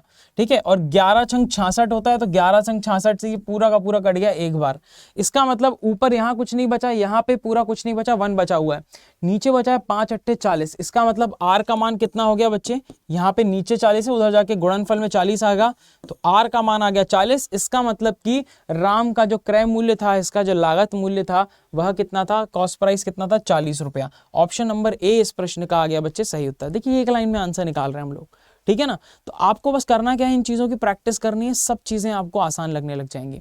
आगे बढ़ते हैं अगले प्रश्न की तरफ। तो 12 वस्तुओं का क्रय मूल्य 8 वस्तुओं के विक्रय मूल्य के बराबर है ना। 12 वस्तुओं का क्रय मूल्य 8 वस्तुओं के विक्रय मूल्य के बराबर है। तो कैसे लिखेंगे, 12 वस्तुओं का क्रय मूल्य यानी कि सीपी बराबर है 8 वस्तुओं के विक्रय मूल्य यानी कि एसपी के। काटा पीटी करेंगे जितनी हो पा रही है, तो 4 से काटा 2 बार, 4 से काटा 3 बार। हम जानते हैं एसपी बटा सीपी निकालना है ना, एसपी बटा सीपी। तो एसपी बटा सीपी निकालेंगे, कैसे निकालेंगे, ये सीपी को यहां लेके जाओ और 2 को इसके नीचे लेके जाओ। सीपी को यहां लेके जाओगे तो एसपी बटा सीपी बन जाएगा, और 2 को यहां लेके जाओगे तो 3/2, यानी कि ये बन जाएगा 3/2। ये बन जाएगा बच्चे 3/2। आपको क्या पता चला, आपको पता चला कि 2 वाली चीज कितने भी बेची, 3 की बेची, यानी कि कितने प्रॉफिट पे बेचा, 1 प्रॉफिट पे बेचा। और आप जानते हो परसेंट पी का फॉर्मूला क्या होता है बच्चे, 2 वाली चीज कितने प्रॉफिट पे बेची, 1 पे बेची है ना, 1 का प्रॉफिट, 2 वाली चीज थी 1/2। अगर आपको पता है कि कितना प्रतिशत होता है तो उत्तर आ चुका है। लेकिन अगर नहीं पता है आपको कि कितना प्रतिशत होता है, तो गुणे में 100% कर दीजिए, 2 से भाग दे दिया आपने, 50% इस प्रश्न का आ गया बच्चे सही उत्तर। ऑप्शन नंबर बी आ जाएगा इस प्रश्न का बिल्कुल सही उत्तर। क्लियरिटी है कि नहीं, ठीक है। अगले प्रश्न पे चलते हैं। 72 वस्तुओं को बेचने के बाद एक व्यक्ति को 9 वस्तुओं के क्रय मूल्य का लाभ होता है। क्या होता है बच्चे, लाभ होता है। कब लाभ होता है? जब वो 72 वस्तुएं बेचता है। तो 72 वस्तुओं के ऊपर जो लाभ मिला है, जो प्रॉफिट मिला है, बराबर, ठीक है, 72 वस्तुओं पे जो लाभ मिला है वह बराबर है किसके? 9 वस्तुओं के क्रय मूल्य के, 9 वस्तुओं के क्रय मूल्य पे, यानी कि सीपी पे। बात समझ में आ रही है? अब आप क्या जानते हो बच्चे? काटापीटी करना जानते हो। 9 एकम 9, 9 अट्ठे 72, ठीक है। तो यहां से अगर मैं निकालता हूं बच्चे P बटा सीपी, तो देखो P बटा सीपी का मान कितना आ जाएगा? 1/8, हाँ या ना? ये 8 को इसके नीचे लेके जाऊंगा, सीपी को इसके नीचे। P बटा सीपी क्यों निकाला है? क्योंकि आप जानते हो कि परसेंटेज P अगर मुझे निकालना है तो P बटा सीपी में ही बस मुझे 100% का गुणा करना होता है और मुझे परसेंटेज प्रॉफिट मिल जाता है। इसका मतलब P बटा सीपी आ गया है, इसी में ही अगर मैं 100% का गुणा कर देता हूं तो ये मुझे परसेंटेज P मिल जाएगा, हाँ या ना? परसेंटेज P मिल जाएगा। और यहाँ पे आपको पता है कि 100/8 या फिर 1/8 का मान कितना होता है? 12.5%। 12.5% इस प्रश्न का बिल्कुल सही उत्तर है और ऑप्शन नंबर ए आ चुका है बच्चे इस प्रश्न का बिल्कुल सही उत्तर। समझ पा रहे हो कि नहीं? सिंपल सी चीजें हैं। 72 वस्तुओं को बेचने पे एक व्यक्ति को 9 वस्तुओं के क्रय मूल्य का लाभ होता है, मतलब कि 72 वस्तु पे जो लाभ हुआ है वह 9 वस्तुओं के क्रय मूल्य के बराबर है। ठीक है, चलो 72 वस्तुओं को बेचने के बाद एक व्यक्ति को 9 वस्तुओं के विक्रय मूल्य की हानि होती है। ठीक है, तो बिल्कुल सेम क्वेश्चन है लेकिन इस बार हानि हो रही है और विक्रय मूल्य की हानि हो रही है। तो जो हानि हो रही है मान लीजिए तो वो हो रही है 72 वस्तु बेचने पे जो हानि हो रही है, 72 वस्तु पे जो लॉस हो रहा है वो बराबर है कितने? 9 वस्तुओं के विक्रय मूल्य यानी कि एसपी के इस बार बराबर है। तो अगेन वही सेम चीज करेंगे काटापीटी। तो 9 एकम 9, 9 अट्ठे 72। यहाँ पे करेंगे बच्चे लॉस बटा एसपी, लॉस बटा एसपी, तो ये बन जाएगा 1/8। ठीक है, ये 8 बन जाएगा, एसपी इसके नीचे आ जाएगा। अब आप जानते हो कि मुझे निकालना है यहाँ पर सीपी, है कि नहीं? सीपी क्या होता है बच्चे? आपका सीपी होता है आपका एसपी प्लस लॉस। ठीक है, एसपी प्लस लॉस होता है, यानी कि जितने का बेचा है हमने और जितना कम का बेचा है इसको जोड़ दोगे तो एसपी मिल जाएगा। ये बात हम जानते हैं ऑलरेडी। तो एसपी प्लस लॉस यानी कि 8 + 1 कितना हो जाएगा बच्चे? 9। और हमको निकालना क्या है? प्रतिशत लॉस निकालना है, प्रतिशत आपको हानि निकालनी है। तो हानि कितनी है मेरे पास? 1। और सीपी कितना आ गया मेरे पास? कितना? 9। क्रय मूल्य कितना आ गया? 9 गुणे में 100%।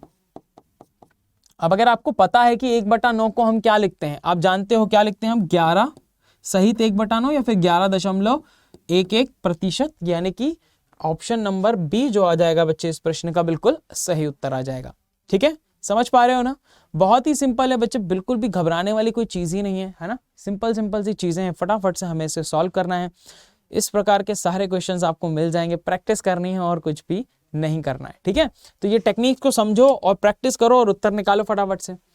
अभी बोला जा रहा है कि विक्रय मूल्य में 162 रुपए की वृद्धि करने पे 17% की हानि 19% के लाभ में परिवर्तित हो जाती है।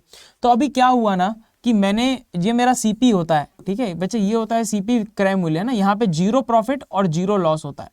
ठीक है, 0 लाभ और 0 हानि होती है। समझ में आ रही है? 0% लाभ और 0% हानि होती है। इसके इस तरफ जाएंगे तो हानि होगा, उस तरफ जाएंगे तो लाभ होगा। तो बोला जा रहा है कि 17% हानि को मैंने 19% लाभ में परिवर्तित किया है ना? 17% हानि को मैंने 19% लाभ में परिवर्तित किया। ये कब किया? जब मैंने 162 रुपए ज्यादा दिए। जब 162 रुपए ज्यादा दिए तो प्रतिशत में कितने की वृद्धि हुई? अगर 17 से मैं कहां पर जाऊं, 19 तक जाऊं, तो पहले -17 है। ये एक्चुअली में क्या है? लॉस है, तो -17 है।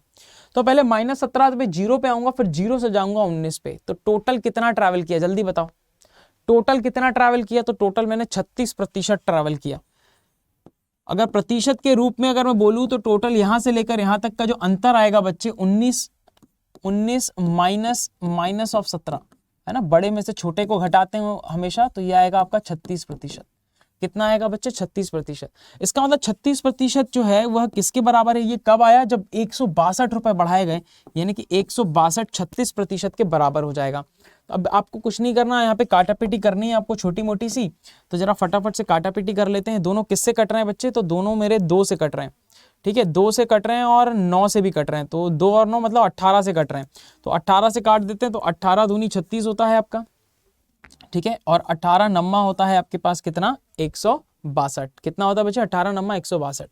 तो 2% का मान आ चुका है आपके पास कितना? 9। आपको निकालना है 100% का मान, है ना। क्रय मूल्य निकालना है मतलब 100% निकालना है। तो दोनों तरफ हमने 50 का गुणा कर दिया। यहाँ पर भी 50 का गुणा कर दिया और यहाँ पे भी 50 का गुणा कर दिया, तो यहाँ हो गया बच्चे आपका 100% और यहाँ हो जाएगा आपका 450। तो 450 रुपए जो है इसका क्रय मूल्य आ गया हमारे पास। कहाँ है बच्चे option? Yes, option number D इस प्रश्न का बिल्कुल सही उत्तर है। इस प्रकार का जब भी प्रश्न है कुछ भी नहीं करना, आपको अंतर लेना है, ठीक है, अंतर लेना है। अब किस किस प्रकार का क्वेश्चन बन सकता है? तो अगर पहला वाला लाभ है दूसरा हानि है तो अंतर को आप प्लस कर दोगे, ठीक है, जो अंतर होगा उसको प्लस करोगे। पहला वाला अगर लाभ है और दूसरा हानि है, यहाँ पे मैं प्रॉफिट और लॉस के रूप में लिख देता हूं तो ज्यादा बेटर रहेगा। अगर पहला वाला प्रॉफिट है दूसरा वाला लॉस है तो प्लस होगा, पहला वाला लॉस है दूसरा वाला प्रॉफिट है तो प्लस होगा। अंतर जब लोगे, अंतर लोगे तब, अगर पहला भी लॉस है दूसरा भी लॉस है तो माइनस करोगे, और अगर पहला भी प्रॉफिट है दूसरा भी प्रॉफिट है तब भी माइनस करोगे। यानी कि अंतर में आप तब माइनस करोगे जब दोनों प्रॉफिट होंगे या दोनों लॉस होंगे, दोनों लाभ होंगे दोनों हानि होंगे, तभी आप अंतर में उनका अंतर लेंगे, यानी कि माइनस करेंगे। लेकिन एक पॉजिटिव है एक नेगेटिव, एक लाभ है एक हानि, एक हानि है एक लाभ, एक लाभ एक हानि, एक हानि एक लाभ, जब भी ऐसा होगा तो अंतर हमेशा प्लस होगा, ठीक है, ध्यान रखिएगा इस बात को। आगे बढ़ते हैं। एक टेबल को 500 रुपए के बजाय 450 में बेचने पर हानि प्रतिशत 5% की वृद्धि हो जाती है। 5% की हानि में वृद्धि मतलब 5% कम हो जाना। पैसा कितना कम हो रहा है? 50 रुपया। पर प्रतिशत कितना कम हो रहा है? 5%। इसका मतलब 5% कितने के बराबर हो गया बच्चे? 50 रुपए के बराबर हो गया। अगर 5 50 के बराबर है तो बताओ बच्चे 10 कितने के बराबर होगा? 10%। तो आप बोलोगे सर इसको डबल किया तो इसको भी डबल कर दो, तो ये हो जाएगा 100 रुपए। तो मुझे इतना बताओ कि 100% किसके बराबर हो जाएगा? तो एक जीरो यहाँ बढ़ाया तो एक जीरो यहाँ, 100%, यानी कि इसका क्रय मूल्य आ गया मेरे पास 1000 रुपए, है ना। मुझसे क्या पूछा गया था? लागत मूल्य यानी क्रय मूल्य ही पूछा गया था। 1000 रुपए मेरे पास सूखा सूखा इस प्रश्न का उत्तर आ गया। मजा आया कि नहीं आया? हाँ, आंखें चमक गई? कर पाओगे इस तरह के क्वेश्चन? तो सिंपल है बच्चे, क्वेश्चन बस पढ़ना है और एकदम उड़ा देना है, ठीक है। फटाफट से शेयर कर दो सभी दोस्तों के साथ। बच्चे फुल तैयारी करने वाले हैं CUET की, यहाँ पर जुड़ जाओ फटाफट से हमारे साथ। लिंक डिस्क्रिप्शन में है, टेलीग्राम चैनल को ज्वाइन कर लो जल्दी से, ताकि सारे के सारे अपडेट्स आपको वहां पर मिल सकें। बढ़ते हैं आगे। एक रेडियो डीलर ने एक रेडियो को 2.5% हानि पर बेचा। अगर उसने इसे 100 रुपए अधिक में बेचा होता तो उसे 7.5% का लाभ होता। 12.5। अब देखो यहाँ पे क्या बोला जा रहा है, यहाँ पे बोला जा रहा है सिंपल सा, अच्छा यहाँ पे जो है थोड़ा सा चेंज कर लो, ये 2.5 नहीं है, इसको 3.5 कर दो, ठीक है, और ये 6.5 की जगह इसको 6.5 कर दो, इसको कर दो 6.5, ठीक है, अभी ठीक है। चल इसको थोड़ा सा हम कर देते हैं,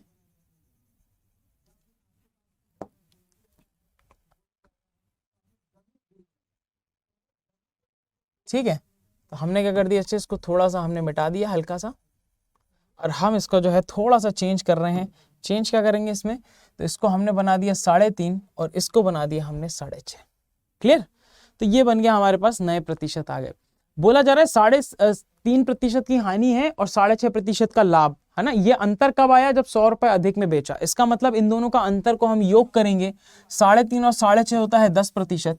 तो 10% का मान कितने के बराबर आ जाएगा? 100 रुपए के मान बराबर आ जाएगा, है ना। मुझे क्या निकालना है बच्चे? यहां से अगर मैं बात करता हूं तो मुझे निकालना है 100% का मान, निकालना है कि नहीं? लेकिन 100% का मान निकालने की जरूरत ही नहीं है, मुझे निकालना पड़ेगा यहाँ से 1% का मान। 1% का मान आ जाएगा 10। अब बोला जा रहा है कि अगर 12.5% लाभ पे अगर मुझे इसे बेचना है तो उसे कितने रुपए में बेचा जाएगा? आपको पता है कि SP बराबर क्या होता है बच्चे? 100 plus P, CP plus P होता है, बात हम जानते हैं। तो 100% प्लस 12.5% कितना हो जाएगा बच्चे आपका? ये टोटल हो जाएगा 112.5%। अगर 1% का मान इतना है तो 112.5% का मान कितना हो जाएगा बच्चे?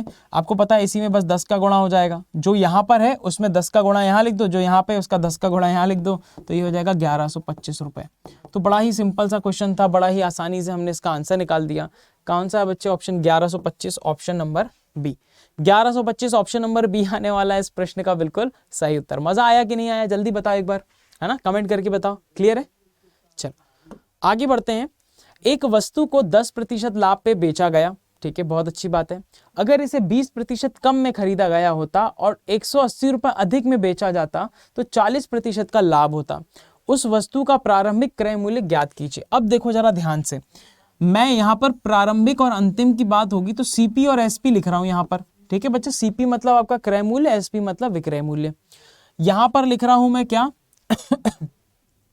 यहां पे लिख रहा हूं प्रारंभिक, इनिशियल, है ना, और ये यहां पे लिख रहा हूं मैं नया, यानी कि न्यू, ठीक है। तो अभी प्रारंभ में क्या हुआ था बच्चे, प्रारंभ में 10% का लाभ था। मतलब अगर मैं मान लेता हूं, ये मैंने माना है 100, अगर मेरी सीपी है, सीपी को 100 मानते हैं हम, तो 10% के लाभ पे ये होगा 110 रुपए, है ना। मान लीजिए कि 100 रुपए का चीज खरीदा है तो 10% का लाभ मतलब क्या हो जाएगा मेरा, 110 रुपया हो जाएगा। अब इसके बाद बोला जा रहा है कि यदि अगर इसे 20% कम में खरीदा गया होता है, यानी कि 100 की जगह 20% कम करते हैं हम, क्या करते हैं हम, 20% कम करते, -20% करते, तो इसका 20% 20 ही होगा, 20 कम कर देंगे तो 80 में खरीदा होता है इसका मतलब, और 180 रुपए अधिक में बेचा गया होता, मतलब यहां से जो यहां का इंक्रीमेंट है वह कितना है बच्चे, 180 रुपए। तो यहां पे मुझे एक नया सेलिंग प्राइस मिलेगा, है ना। ये सेलिंग प्राइस कब मिलेगा, जब भी मिलेगा तो उसमें हमें मिलेगा 40% का लाभ। लाभ कैसे निकलता है, तो यहां से जो इंक्रीमेंट करते हैं, जो सीपी को बढ़ा के लिखते हैं 40%, वो लाभ होता है ना। तो यहां पर अगर मैं 40% की बात करता हूं बच्चे, तो इसका 40% कितने के बराबर होगा, तो आप बोलोगे सर इसका 40% जो होगा, इसका 10% निकालो और इंटू 4 कर दो। तो 10% निकाला तो 8, इंटू 4 किया तो 32, तो 32 रुपीज के बराबर होगा। ये 32 इसमें ऐड कर देंगे क्योंकि हम इंक्रीज कर रहे हैं इसको, तो ये आ जाएगा 112। इसका मतलब क्या कि 110 से ये एसपी कितना बढ़ा है, 2 यूनिट बढ़ा है ना, 2 यूनिट बढ़ा है। क्वेश्चन के अकॉर्डिंग यहां पर अगर बात करता हूं तो 2 इकाई बढ़ा है यहां पर आपका एसपी, लेकिन क्वेश्चन बोल रहा है कि 180 रुपए बढ़ा है, यानी कि हमारा जो 2 इकाई है, जो हमने माना हुआ है उसका 2 इकाई, क्वेश्चन का जो है वो कितना है, 180 रुपया है। तो हमारा 1 इकाई कितने के बराबर हो जाएगा बच्चे, 90 रुपए के बराबर हो जाएगा, हाँ या ना। हमारा 1 इकाई कितने के बराबर हो जाएगा यहाँ पर, 90 रुपए के बराबर हो जाएगा, हाँ या ना, ठीक है। 1 इकाई कितने के बराबर हो जाएगा, 90 रुपए के, ठीक है, 90 रुपए के। तो अब मुझसे क्या बोला गया है, उसका प्रारंभिक क्रय मूल्य बताओ। 1 इकाई का मान अगर 90 है तो 100 का मान कितना होगा, बस इसमें 90 का गुणा कर दो, इसमें 90 का गुणा कर दो और ये आपका उत्तर आ गया 9000। ये आपका उत्तर आ चुका है बच्चे 9000। आई होप कि आपको इतनी बात समझ में आ गई होगी। ऑप्शन नंबर ए हो गया इस प्रश्न का बिल्कुल सही उत्तर। क्लैरिटी है सबको, समझ में आ रही बात, ठीक है। बढ़ते हैं आगे। एक दुकानदार ने कुछ कलम 5 रुपए में 6 की दर से खरीदे। इसको लिखेंगे कैसे, ध्यान से देखिएगा। क्रय मूल्य मतलब सी और विक्रय मूल्य मतलब एस लिखूंगा अब मैं। तो 5 रुपए में 6 की दर से खरीदा, मतलब कि 6 पेनें खरीदी उसने, 6 कलम खरीदी उसने, कितने रुपए में, 5 रुपए में, ठीक है, 5 रुपए में। फिर उसने क्या किया, और उन्हें 6 रुपए में 5 की दर से बेच दिया। 6 रुपए में 5 की दर से बेचा, बेचा है तो एस लगाएंगे, सेलिंग प्राइस, है ना। और 5 बेची कितने रुपए की, 6 रुपए की। अब बच्चे यहां से आप ध्यान रखिएगा, इसको कभी भी डायरेक्ट सॉल्व मत करना, नहीं तो गड़बड़ हो जाएगी।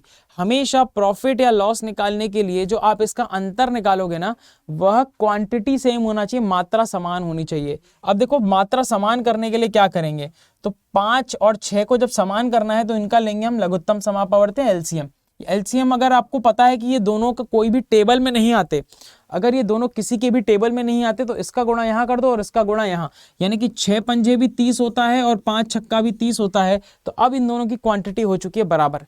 तो अब 5 का गुणा यहां किया है तो 5 का गुणा यहां भी कर दो, तो हो जाएगा ये 25 रुपया। 6 का गुणा यहां किया है तो 6 का गुणा यहां पे भी कर दो, तो ये हो जाएगा आपका 36 रुपया। बात समझ में आ रही है। तो 25 वाली चीज हमने कितने की बेची, 36 की बेची, तो हमें लाभ कितने का हुआ, तो आप बोलोगे सर 11 रुपए का लाभ हुआ।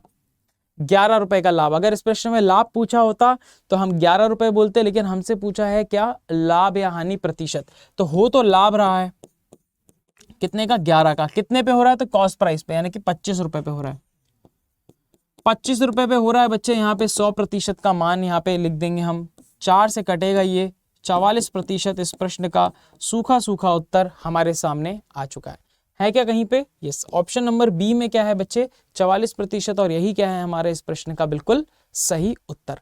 समझ पा रहे हो ना, ठीक है। सिंपल सा कहानी था ये। आपको इसी तरह से करना है कि जितनी भी रुपए हैं वो इक्वल टू में रखना, जितनी भी क्वांटिटी है उसको यहां रखना। सेलिंग प्राइस हो, कॉस्ट प्राइस हो, जो भी लिखा हो क्रय मूल्य है, विक्रय मूल्य है, आपको जो भी लिखना है वो यहाँ पर आप लिख सकते हो। लेकिन इनको सॉल्व करने से पहले इनका क्वांटिटी जरूर बराबर कीजिएगा, इनका मात्रा जरूर बराबर कीजिएगा। समझ रहे हैं कि नहीं समझ रहे हैं? हाँ, समझे कि नहीं, जल्दी बताओ। चलो आगे बढ़ते हैं। तो एक दुकानदार ने कुछ सेब 2 रुपए में 1 की दर से खरीदे और कुछ सेब 1 रुपए में 2 की दर से खरीदे और उन सभी को रुपए 3 में 4 की दर से बेच दिया। तो अभी देखो ध्यान से क्या हुआ कि उसने कुछ सेब 2 रुपए में 1 की दर से खरीदे, यानी कि कॉस्ट प्राइस एक का कितना था, 2 रुपया,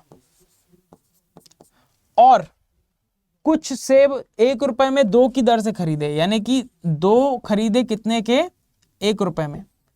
ठीक है, तो अब इन सबको जोड़ दो। पहले इन सबको जोड़ने के लिए सबसे पहले आप इनकी क्वांटिटी को सेम करो, इनकी क्वांटिटी को सेम करो हमेशा। ठीक है, तो इसकी अगर क्वांटिटी को मैं सेम करता हूं बच्चे, तो आप मुझे बताओ कि इसको सेम करने के लिए यहाँ पे सिर्फ 2 का गुणा करना पड़ेगा, तो दोनों की क्वांटिटी सेम हो जाएगी। तो यहाँ पे 2 का गुणा किया है तो यहाँ पे भी 2 का गुणा होगा, मतलब ये हो जाएगा 4 रुपए। अब इनको जोड़ दो, तो 2 और 2 4, मतलब कि टोटल उसके पास कितने सेब हैं, तो टोटल उसके पास 4 सेब हैं और कितने रुपए के खरीदे उसने, 4 और 1 5 रुपए के खरीदे। समझ में आ रही बात? तो टोटल बच्चे हमारे पास क्या आ गया, उसका क्रय मूल्य आ चुका है 4 सेबों का, और वो कितने का खरीदा है उसने, 5 रुपए का खरीदा है। ठीक है, अब बोला जा रहा है कि उन सभी को उसने 3 रुपए में 4 की दर से बेच दिया। 3 रुपए में 4 की दर से का मतलब कि उसने 4 बेचे कितने के, 3 रुपए के। उसने 4 बेचे 3 रुपए के। अब देखो साफ साफ आपको दिखाई दे रहा है कि दोनों की क्वांटिटी बराबर है, मतलब हम इसको डायरेक्ट सॉल्व कर सकते हैं। तो अब मुझे बताओ कि 5 वाली चीज 3 में बेचोगे तो क्या होगा, लॉस होगा, है ना। तो हमें क्या हो रहा है, यहाँ पर हानि हो रही है, हमें हो रही है हानि, हमें हो रही है लॉस। तो कितने का लॉस हो रहा है, 2 का लॉस। कितने पे हो रहा है बच्चे, 5 पे हो रहा है ना। जो हमारा क्रय मूल्य है उस पे निकालते हैं इंटू 100%। अगर आपको पता है कि 2/5 कितना होता है तो आपका उत्तर आ चुका है, नहीं पता है तो आप इंटू 100% कर दीजिए और आपके पास आ जाएगा 40%। तो 40% की हानि हो रही है। ऑप्शन नंबर बी आ गया है इस प्रश्न का बिल्कुल सही उत्तर। समझ पा रहे हो? चलो ट्राई करो इस क्वेश्चन को, इस क्वेश्चन को ट्राई करो, जितने भी लोग हैं आप लोग। ठीक है, फटाफट से इसको ट्राई करो।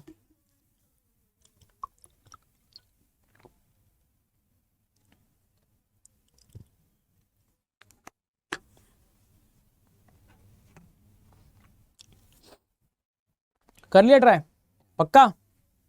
चलो, एक दुकानदार ने 100 रुपए में 7 की दर से पेन खरीदे और उन्हें 40% लाभ पर बेच दिया। तो एक ग्राहक को 100 रुपए में कितने पेन मिलेंगे?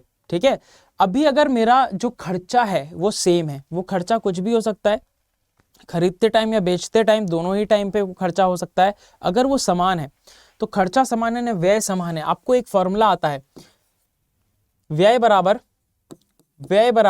ठीक है, क्या होता है, मूल्य गुणा आप बोल सकते हो क्या, क्वांटिटी। ठीक है, मात्रा। खपत था वहां पे, यहाँ पे हम खपत नहीं कर रहे हैं, यहाँ पे मात्रा है ना, वहां पे क्वांटिटी लिखते थे हम। ठीक है, कंजम्पशन लिखते थे, है ना, यानी कि सी लिखते थे, खपत लिखते थे। तो यहाँ खपत नहीं कर रहे हैं, यहाँ पे हम क्वांटिटी की बात कर रहे हैं। तो जितने का भी मूल्य है, आप मान लीजिए कि मूल्य क्या है आपका, पार्ले जी 5 रुपए का आता है पार्ले जी, आपने 10 खरीदे तो आपका व्यय कितना हुआ, 50 रुपए, सिंपल। तो ये फॉर्मूला कुछ नया नहीं है, ये सब आप ऑलरेडी करते आए अपनी जिंदगी में, है ना। सेंटा फ्रेश 1 रुपए की एक आती है, आपने 10 खरीदी तो आपके 10 रुपए खर्च हुए, व्यय हुआ 10 रुपए का, मूल्य हुआ 1 और मात्रा हुई कितनी मेरी, 10। समझ गए ना? तो ये आपको पता है। अब अगर मैं मात्रा को समान रखता हूं, यानी कि पहले भी 100 खर्च कर रहा हूं, बाद भी 100 खर्च कर रहा हूं, तो वो हमेशा क्या होता है बच्चे, मूल्य का उल्टा हो जाता है। यानी कि अगर मैं बात करता हूं यहां पे कि अगर मुझे यहां पे 50 ही रखना है, ठीक है, यहां पे 50 ही रखना है और मूल्य मेरा 100 हो गया और मूल्य मेरा 10 हो गया, तो मात्रा कितनी हो जाएगी, 5। तो मात्रा कितनी हो जाएगी, 5। आप देख पा रहे हो कि मूल्य अगर मैंने डबल किया है तो मात्रा आधी हो गई। मतलब कि इसमें जो भी यहां पर डबल मतलब क्या होता है, इंटू 2 करना, और आधा करने का मतलब होता है 1/2। मतलब यहां पर जो भी वैल्यू आएगी उसका उल्टा मात्रा होगी, जो भी वैल्यू यहां आएगी उसकी उल्टी मात्रा होगी, है कि नहीं? समझ पा रहे हो कि नहीं? ठीक है, तो ये ध्यान रखना है आपको। छोटी मोटी सी चीजें हैं ये, है ना, ये छोटी मोटी सी चीजें हैं जो आपको पता होनी चाहिए। तो अब यहां पर आपको क्या पता करना है, यहां पे सिंपल सा फॉर्मूला बता रहा हूं, यदि व्यय समान है, यदि व्यय समान है तो जो भी प्राइस होगा बच्चे, जो भी मेरे पास क्या होगा, प्राइस होगा, जो भी मूल्य होगा मेरा, अभी ये कॉस्ट प्राइस भी हो सकता है, सेलिंग प्राइस भी हो सकता है, ठीक है, दोनों सेलिंग प्राइस हो सकते हैं, दोनों कॉस्ट प्राइस हो सकते हैं, और वैसे कॉस्ट प्राइस दोनों तो नहीं होंगे, बट फिर भी मान के चलते हैं एक कॉस्ट प्राइस एक सेलिंग, या दोनों भी सेलिंग हो सकते हैं। तो P1 और P2 का जो बच्चे अनुपात होगा, ठीक है, वह किसके बराबर हो जाएगा, वह बराबर हो जाएगा उल्टा, किसका उल्टा, मान लीजिए P1 और P2 का अनुपात 3:2 है तो ये मात्रा है, इसको मान लीजिए P मान लेता हूं, ये मेरा एक्सपेंडिचर है, P इंटू क्वांटिटी Q ले लिया मैंने, तो Q1 अनुपात Q2 जो मात्रा का अनुपात होगा वह हो जाएगा इसका उल्टा, यानी कि 2:3। ये ध्यान रखना है आपको, ठीक है। अगर P1 और P2 का अनुपात 2:3 है, यानी कि जो भी आपका मूल्य है उनका अनुपात 3:2 है, तो उसका उल्टा बस कर दोगे आप, ठीक है। तो ये कॉन्सेप्ट आपको याद रखना है। कब करना है ये, जब व्यय मेरा समान हो। यहाँ देखो, एक दुकानदार ने 100 रुपए में इतने का खरीदा है, और एक ग्राहक ने 100 रुपए में कितने का पेन मिलेंगे, यानी कि वो 100 रुपए का ही बेच रहा है, ठीक है। 100 रुपए का खरीदा है, 100 रुपए का ही बेच रहा है, क्वांटिटी के बीच में कहानी चल रही है ना, मूल्य और क्वांटिटी में। तो देखो 100 रुपए की दर से खरीदा है और उसने 40% लाभ पर बेच दिया, इसका मतलब जो पहला वाला प्राइस है मेरा, वो क्या है, मेरा सीपी है, यानी कि 100% है, और जो दूसरा वाला प्राइस है बच्चे वो एसपी है ना। जो पहला वाला मेरे पास प्राइस है, यानी जो पहला वाला मूल्य है वह सीपी है, और जो दूसरा वाला मूल्य है वह एसपी है। एसपी के लिए वो हमेशा लाभ या हानि प्रतिशत देगा, जैसे 40% का लाभ हो रहा है यहाँ पर, इसका अनुपात आप निकाल लोगे, ये P1 और P2 मिल जाएगा आपको। P1 और P2 देखो यहाँ पे 20 से काट दोगे दोनों तरफ, परसेंट से परसेंट खत्म। रेशो में क्या होता है बच्चे, हम काटापीटी कर सकते हैं डायरेक्ट। रेशो कैसे लिखते हैं, तो A अनुपात B एक्चुअली में इस तरह से लिखा जाता है, A बटा B। तो आपको पता है ऊपर नीचे हम काट सकते हैं, तो हम ऐसे में काट लेते हैं डायरेक्ट। 20 से काटा तो 5 बार, और 20 से काटा तो 7 बार। तो आपको पता है कि P1 P2 का अनुपात 5:7 है, तो Q1 और Q2 का अनुपात कितना हो जाएगा बच्चे, तो यह हो जाएगा आपका 7:5, उल्टा हो जाएगा। इसका मतलब ये हुआ कि उसने अगर 7 खरीदे हैं तो अब 5 बेचने पड़ेंगे। उसने खरीदे कितने थे क्वेश्चन के हिसाब से, 7, इसका मतलब कि अब वो बेचेगा कितने, तो 5। तो मेरे पास डायरेक्ट उत्तर आ गया है 5, ठीक है, समझ में आ रही बात। ये इसका मतलब ये होता है कि उसने क्या खरीदा, स्टार्टिंग में जो खरीदे थे वो 7 अगर खरीदे हैं, तो अब वो 5 बेचेगा। अब यहाँ पे अगर उसने 14 खरीदे होते, इस 7 की जगह उसने 14 खरीदे होते, तो ये 7 किसके बराबर आ जाता, तो ये 7 बराबर आ जाता मेरे किसके, 14 के। तो मैं यहाँ पे 2 का गुणा करता, वही 2 का गुणा यहाँ पे भी कर देता, तो अब वो 10 बेचता। समझ में आ रही बात। इस तरह से ये चीजें आगे बढ़ती मेरी। अगला प्रश्न करते हैं। एक व्यक्ति 25 संतरे 60 रुपए में बेचने पर 25% की हानि होती है, तो उसे 25% का लाभ हो तो 60 रुपए में कितने संतरे वो कितनी संख्या बेचनी होगी। तो दोनों बार इस बार एसपी देके रखा हुआ है, दोनों बार आपको विक्रय मूल्य देके रखा हुआ है। जब भी विक्रय मूल्य देगा वो लाभ या हानि प्रतिशत जरूर देगा, ये अंदाजा ये आप जो है दिमाग लगा सकते हैं छोटा सा, ठीक है ना। तो यहां पर जो P1 और P2 का जो अनुपात मिलेगा बच्चे मेरे पास, वो दोनों ही एसपी है। तो ये SP1 और SP2 का अनुपात है एक्चुअली में यहाँ पर, ठीक है ना, दोनों ही एसपी हैं, क्योंकि सीपी हमेशा हमारा सेम ही रहता है। ध्यान रखिएगा क्या होता है, सीपी 100% होता है हमेशा। तो एसपी में पहले दफे में हो रहा है 25% की हानि, तो ये हो जाएगा 75% अनुपात। बाद में उसे 25% का लाभ चाहिए, तो यहां पर 25% का लाभ मतलब 100 में 25% बढ़ा देंगे। 25 से यहां काटा 3 बार, 25 से यहां काटा मैंने कितनी बार, 5 बार। तो आपको ये मिल गया है P1 अनुपात P2। आपको निकालना है Q1, अब क्वांटिटी की बात करेंगे। Q1 अनुपात Q2 बच्चे निकालना है आपको, तो इसका उल्टा कर देंगे, यानी कि 5:3 हो जाएगा। मतलब पहले 5 खरीदा है, तो अब पहले 5 बेचा है, तो अब 3 बेचना पड़ेगा उसको। तो पहले तो 5 नहीं बेचा था, कितना बेचा था, 25। इसका मतलब 5 किसके बराबर है, 25 के बराबर है। कितने का गुणा हुआ है, 5 का गुणा हुआ है। तो वही 5 का गुणा कहाँ हो जाएगा बच्चे, यहाँ हो जाएगा। वही 5 का गुणा यहाँ हो जाएगा, इसका मतलब 15 अब उसको बेचने पड़ेंगे 25 की जगह, यानी कि ऑप्शन नंबर सी आ गया इस प्रश्न का बिल्कुल सही उत्तर। समझ पा रहे हो कि नहीं, जल्दी जल्दी बताओ। क्लैरिटी है सबको, कोई भी डाउट किसी को भी कहीं पे भी, पक्का श्योर, बढ़े आगे। चलो, बोला जा रहा है कि एक व्यक्ति ने 6000 रुपए प्रत्येक में 3 वस्तुएं खरीदी। अब जब भी खरीदने की बात हो, प्रत्येक 6000 की है, मतलब क्रय मूल्य समान हो, क्रय मूल्य समान हो। अगर क्रय मूल्य समान है, यानी कि जितनी भी वस्तुएं खरीद रहे क्रय मूल्य समान है, अब क्या करेगा, क्वेश्चन में देगा वह कि वो प्रत्येक वस्तु को कितने लाभ या हानि पे बेचा है, और आपसे पूछेगा कि कुल लाभ या हानि बताओ। तो कुल लाभ या हानि क्या होगा, कुल लाभ या हानि क्या होगा बच्चे, तो यह होगा औसत लाभ हानि के, औसत लाभ हानि के बराबर होगा। औसत लाभ हानि का मतलब क्या, औसत लाभ हानि का मतलब जो भी यहां पर लाभ या हानि देके रखी हुई है, लाभ प्लस में लिखेंगे, हानि माइनस में। लाभ आप प्लस में लिखेंगे और हानि लिखेंगे माइनस में, और उनका निकाल दीजिए औसत। तो यहाँ पे 15% लाभ है तो मैं लिखूंगा 15, लाभ है तो प्लस में लिखा, फिर लाभ है तो फिर से प्लस में लिखा +12, 15% की हानि तो -15 लिखा। और औसत कैसे निकालते हैं भाई, 3 है तो /3 हो गया। समझ में आ रही बात, बस सॉल्व कर लो इसको। तो देखो 15 से 15 खत्म, 12/3 बचेगा तो 4%। अगर ये पॉजिटिव रिजल्ट है तो ये लाभ कहलाएगा। अगर यहां पर प्लस में आंसर आता है तो लाभ है, माइनस में आंसर आता है तो हानि है। तो 4% का मुझे क्या हो रहा है यहाँ पे, लाभ। Option number A direct answer, ज्यादा कुछ पढ़ाई लिखाई यहाँ पे करने की जरूरत नहीं है। समझ में आ रही बात। क्या है तरीका, क्रय मूल्य समान हो तभी। तो कैसे पता लगेगा क्रय मूल्य समान है, एक व्यक्ति ने 6000 रुपए प्रत्येक में, प्रत्येक यानी कि हर एक का जो है कितना है, 3 वस्तुओं का जो है प्रत्येक जो है वो 6000 रुपए प्रत्येक में खरीदा है, यानी कि सबका 6-6 हजार रुपए, यानी कि सबका क्रय मूल्य बराबर है। सबका क्रय मूल्य बराबर है तो जो भी आपको अलग अलग लाभ हानि देके रखेंगे उसका एवरेज निकाल लीजिए, तो कुल लाभ या हानि प्रतिशत मिल जाएगा। सिंपल, ज्यादा दिमाग नहीं लगाना। आगे बढ़ते हैं। एक डीलर ने 2 प्रकार के सामान को 10,000 रुपए प्रत्येक में बेचा। अब यहां पर विक्रय मूल्य समान है, विक्रय मूल्य समान है, ठीक है, विक्रय मूल्य समान है। विक्रय मूल्य समान हो तो फिर कैसे करते हैं, वो उसका थोड़ा अलग तरीका है, ठीक है, वो बता देता हूं मैं, ठीक है। लेकिन इस प्रश्न के लिए शॉर्टकट बताऊंगा, जहां पर एक को 20% लाभ पे बेचा है और एक को 20% हानि पे, ठीक है, यानी कि दोनों को x पे बेचा है। अब देखो यहाँ पे इसको सॉल्व कैसे करते हैं। तो सबसे पहले हम निकालेंगे यहाँ पे 20% का क्या है मेरे पास, तो सबसे पहले 20% की हानि है तो लिखेंगे -1/5। तो यहां से निकालेंगे हम SP1/SP2, सॉरी CP1, ठीक है, SP1/CP1 निकालेंगे। तो 5 वाली चीज कितने की बेची, 4 की बेची। फिर मेरे पास क्या है आगे, तो मेरे पास फिर 20% का लाभ है, तो 20% का लाभ कैसे लिखेंगे, +1/5। तो यहां पर SP2/CP2 कैसे निकलेगा बच्चे आपका, तो ये निकलेगा 5 वाली चीज एक ज्यादा में बेची, 6 की बेची।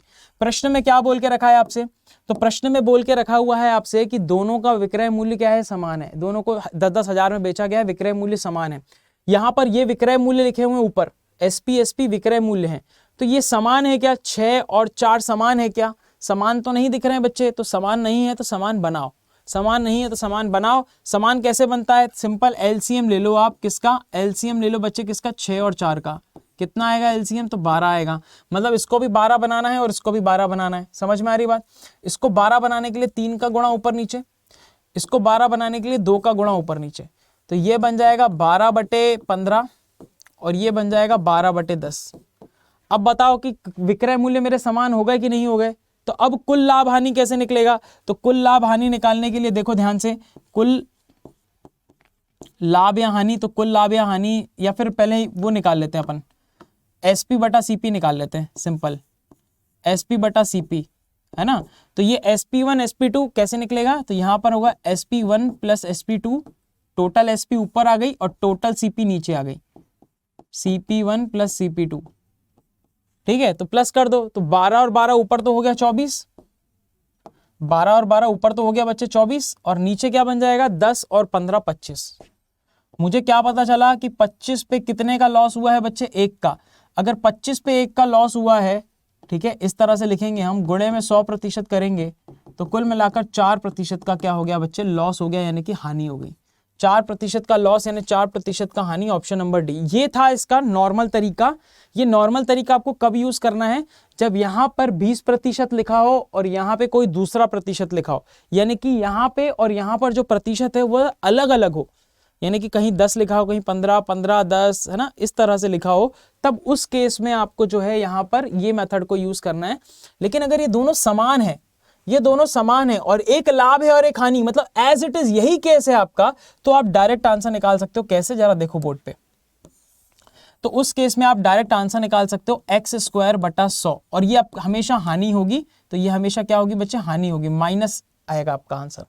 तो एक्स स्क्वायर क्या है, तो यही एक्स है, क्योंकि यहाँ पर एक्स प्रतिशत से आपका बढ़ा है फिर एक्स प्रतिशत से कम हुआ है, तो आप बोलोगे इसको कि 20 का स्क्वायर होता है 400/100%। ये प्रतिशत में रहेगा आपका उत्तर।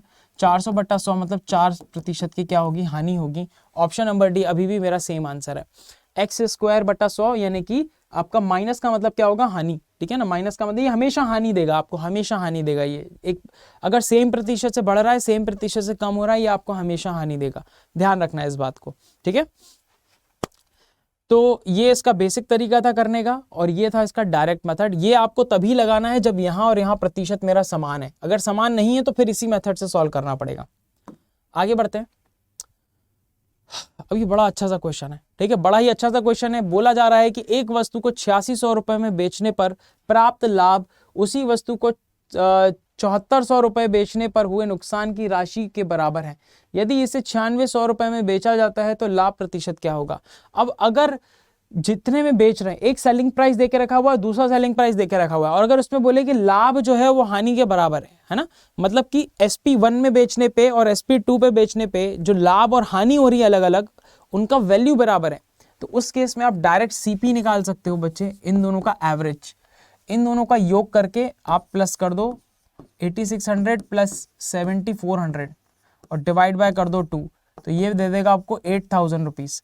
तो 8000 रुपीज बच्चे CP आ गई मेरे पास। अभी बोल रहा है यदि इसे इतने में बेचा जाए, यानी कि SP में बेचा जाए, कितने SP में, 9600 रुपए की SP में। अगर 9600 रुपए का बेचा जाए तो बताओ कितना प्रॉफिट होगा। तो परसेंटेज P निकालने के लिए क्या होगा बच्चे, इन दोनों का अंतर कितना है, 1600 डिवाइडेड बाय 8000 इंटू 100%। हाँ या ना, इंटू बच्चे 100%। क्लियर है, समझ पा रहे हो, पक्का श्योर है एकदम। चलो, इंटू 100%। अब बस इसको सॉल्व कर लो। तो देखो, 2 जीरो से ये 2 जीरो खत्म, फिर ये 1 जीरो से ये 1 जीरो खत्म। ठीक है, नीचे बचा 8, तो 8 दूनी 16, 8 जीरो की जीरो, साफ साफ 20% इस प्रश्न का सही उत्तर आ गया। एक तो ये था फॉर्मूला में पुट करके आप पूरा सॉल्व करो, लेकिन अब आपको तो ऑब्जेक्टिव टाइप करने अटेंड। तो आपको पता है कि 800 का 10% कितना होगा, 8000 का 10% कितना होगा, 800। तो इसका 20% कितना होगा, 1600। तो इससे 1600 ही तो ज्यादा है। जब हमने इन दोनों का अंतर निकाल लिया था 1600 आ गया। 1600 800 का मल्टीपल है, तो आप डायरेक्ट भी निकाल सकते थे कि 20% होगा। Option number A. ठीक है ना, आपने बोला कि इसका जो 10% है वो 800 के बराबर है, तो इसका 20% कितने के बराबर होगा, 1600 के। तो यहाँ पे 20% ही तो ज्यादा ही है इससे, इसका मतलब कि 20% का मुझे क्या हुआ है, यहाँ पर लाभ हुआ है। ठीक है ना बच्चे, चलो आगे बढ़ते हैं। एक टेबल फैन पर 150 रुपए अंकित है और 40% की छूट दी जाती है। ठीक है, तो यहाँ पे 40% की छूट का मतलब क्या होता है, पहले 40% को हम उसमें लिख लेते हैं अपन। ठीक है, 2/5, यानी कि 5 पे 2 की छूट दी जा रही है। यानी कि अगर SP/MP लिखना चाहूँ यहाँ पर मैं, तो मैं लिखूंगा 5 वाली चीज में 2 का डिस्काउंट दिया, मैंने बेची उसको 3 की, मैंने बेची उसको 3 की। प्रश्न में बोला जा रहा है क्या, प्रश्न में बोला जा रहा है कि टेबल फैन को 150 रुपए अंकित किया गया, मतलब कि 5 का जो मान है वह 150 दे के रखा हुआ है।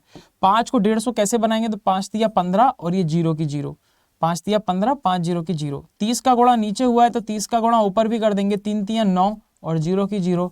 90 रुपए में वह उसे बेचेगा। कितने रुपए में बेचेगा बच्चे, 90 रुपए में। ऑप्शन नंबर बी आ गया इस प्रश्न का बिल्कुल सही उत्तर। कितना आसान है, एक एक लाइन में सॉल्व करेंगे। आगे बढ़ते हैं। एक दुकानदार अपनी वस्तुओं पर क्रय मूल्य से 40% अधिक अंकित करता है और अंकित मूल्य पर 20% की छूट देता है। ठीक है, चलो देख लेते हैं। तो एक दुकानदार अपनी वस्तु पर क्रय मूल्य से 40% अधिक अंकित करता है, 40% अधिक अंकित किया है। ठीक है, तो अभी यहां पर एक बात समझो, और अंकित मूल्य पर 20% की छूट देता है। अब यहां पर एक फॉर्मूला बता रहा हूं बहुत शानदार सा, SP/CP। जब भी आपको लाभ या हानि प्रतिशत निकालना है, और अगर आपको क्या देके रखा हुआ है, अंकित मूल्य देके रखा हुआ है और डिस्काउंट रेट देके रखा हुआ है, छूट देके रखी हुई है, अंकित मूल्य को कितने से बढ़ाया और अंकित मूल्य पे कितने का डिस्काउंट दे रहे हैं, तो SP/CP बराबर आप लिखोगे MP/CP गुणा SP/MP। अगर आप ध्यान से देखोगे, अगर MP से MP काट दूं तो SP/CP बराबर SP/CP आ जाएगा, है ना। तो याद रखिएगा बच्चे ये फॉर्मूला। ठीक है, फॉर्मूले में आपको ध्यान रखना है, क्या ध्यान रखना है, देखो ध्यान से बता रहा हूं। यहां पर आपको लाभ या हानि लिखते हो आप, लाभ या हानि को एसपी बटा सीपी में लिखते हैं हम। ये मार्कअप है कि सीपी को कितने से बढ़ा के एमपी बनाया हुआ है, तो ये मार्कअप है आपका, जो मैंने बताया था आपको स्टार्टिंग में, है ना। और ये है आपका डिस्काउंट यानी कि छूट यानी कि बट्टा, ठीक है। ये छूट है, छूट किस पे होती है, एमपी होता है, छूट मिलती है तो फिर एसपी पे बेचा जाता है उसको, है ना, इस तरह से। आपको निकालना है एसपी बटा सीपी, तो हमेशा हम क्या करेंगे, जब भी लाभ हानि निकालनी हो एसपी बटा सीपी निकालेंगे, बराबर क्रय मूल्य को 40% अधिक अंकित किया जाता है। तो 40% अधिक अंकित मतलब 40% से बढ़ाया जाता है, 40% मतलब 2/5 और बढ़ाया जाता है तो +2/5, मतलब कि 5 को हमने 2 से बढ़ाया, कितना बना दिया, 7 बना दिया, गुणा। फिर बोला जा रहा है कि 20% की छूट दे दी। 20% का मतलब क्या होता है बच्चे, छूट मतलब होता है नेगेटिव, कम होना, कमी होना, 1/5। तो छूट हमेशा माइनस में होती है, इसका मतलब 5 वाली चीज एक कम में बेची गई यानी कि 4 में बेची गई। ऊपर आ गया मेरे पास 28, नीचे आ गया 25। तो आप बोलोगे कि सर कितने का इंक्रीमेंट हुआ, 3 का इंक्रीमेंट हुआ।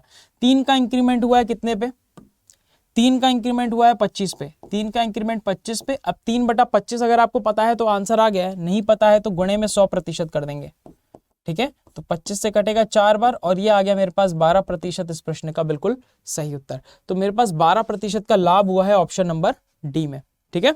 ऑप्शन नंबर डी आ गया बच्चे इस प्रश्न का बिल्कुल सही उत्तर। तो ये ध्यान रखना है, इसी पे ही हमने रखा है पूरा का पूरा चीजें, है ना। हम एसपी बटा एमपी, एमपी बटा सीपी, ये सब हम ऑलरेडी पढ़ चुके हैं अच्छे से, तो हमें बस वैल्यू पुट करनी है यहाँ पे। आगे बढ़ते हैं। 3 क्रमागत छूट देके रखी हुई है ना, तीनों की तीनों छूट है, तो हमको निकालना है यहाँ पर एसपी बटा एमपी। और अगर क्रमागत की बात कर रहे हैं तो हम क्रमागत पढ़ चुके हैं, जैसे क्रमागत प्रतिशत परिवर्तन होता है तो छूट में हमेशा कमी होती है, 30% की कमी, ठीक है, 30% की कमी। तो यहाँ पे 30% की कमी मतलब क्या होगा, 30% मतलब हो जाएगा -3/10, ठीक है। 20% की कमी का मतलब होता है -2/10 या -1/5, और 10% की कमी होता है -1/10। तो बस यहाँ पर आपको करना कुछ नहीं है, फाइनल अपॉन इनिशियल वैल्यू में लिखना है। प्रारंभिक मान बटे में रहेगा और अंतिम मान रहेगा ऊपर, तो अंतिम मान और प्रारंभिक मान के रूप में लिखना है। तो आपको कैसे पता चलेगा कि 10 है तो 3 की कमी यानी कि 7 में लिखा गया, गुणा। फिर यहाँ पर भी आप वैसे ही लिख सकते हो, कोई टेंशन नहीं, यहाँ पर भी आप चाहो तो क्या लिख सकते हो, 2/10 लिख सकते हो, ठीक है। तो आसान हो जाएगा आपके लिए, 20/100 रहेगा ना, तो 0 से 0 कट जाएगा, 2/10। तो 10 पे 2 की कमी यानी कि 8/10 हो गया, है ना, गुणा 8/10 हो गया, गुणा करेंगे हम। फिर क्या आएगा हमारे पास, फिर से आएगा हमारे पास 1/10। तो हमने क्या किया बच्चे, 10 में 1 की कमी कर दी तो 9 हो गया। बस इन सब का गुणा कर दो और आपके सामने उत्तर आ गया। तो आपके सामने क्या आ गया बच्चे, देखो ध्यान से, 8 सत्ते 56, 56 गुणा 9 करना है ना, 56 गुणा 9, तो ये हो जाएगा 450 और 54, 450 और 54, तो ये हो जाएगा 494, 494 ये आ गया है आपके सामने, ठीक है। सॉरी, कितना हो गया भाई आपके पास, हाँ ठीक है, तो इतना आपके पास आ गया। और बटे में कितना है मेरे पास, सही किया हमने, कुछ तो गड़बड़ कर दी हमने, है ना, 450 और 54, 504 हो जाएगा, 504, ठीक है। तो ये हो जाएगा 900, आपका इससे करोगे तो 950 और यहाँ से मिलेगा आपको 9 छंग 54, तो ये हो जाएगा कितना, 504। तो 504 आपके सामने ऊपर गुणे में आ गया है और नीचे आ गया आपके पास कितना, 10,000, ठीक है। अब आप सॉरी 1,000 आ गया है। अब आप क्या करोगे, नीचे 100 बनाओगे, क्योंकि 100 से जब भी हम कंपेयर करते हैं बच्चे तो हमें डायरेक्ट परसेंटेज मिल जाता है। तो अगर मैं इसको नीचे 100 बनाऊंगा तो ऊपर नीचे 10 से भाग दे दूंगा, तो ऊपर बन जाएगा 10.4 और नीचे बन जाएगा 100। देखो पॉइंट हटाएंगे तो वापस नीचे 0 आ जाएगा, है ना। अब बताओ कितने की कमी आई, तो आप बोलोगे सर 0.6 और 49, तो 49.6 की कमी आई 100 पे, तो 49.6 मेरे पास डायरेक्ट उत्तर आ गया प्रतिशत में, ठीक है। क्यों, क्योंकि अगर मैं इसको ऐसे लिखता 49.6 बटे 100, क्योंकि 100 पे निकाला गया है इसको, और फिर गुणे में 100 करता तो 100 से 100 कट के वापस मुझे 49.6 ही मिलता।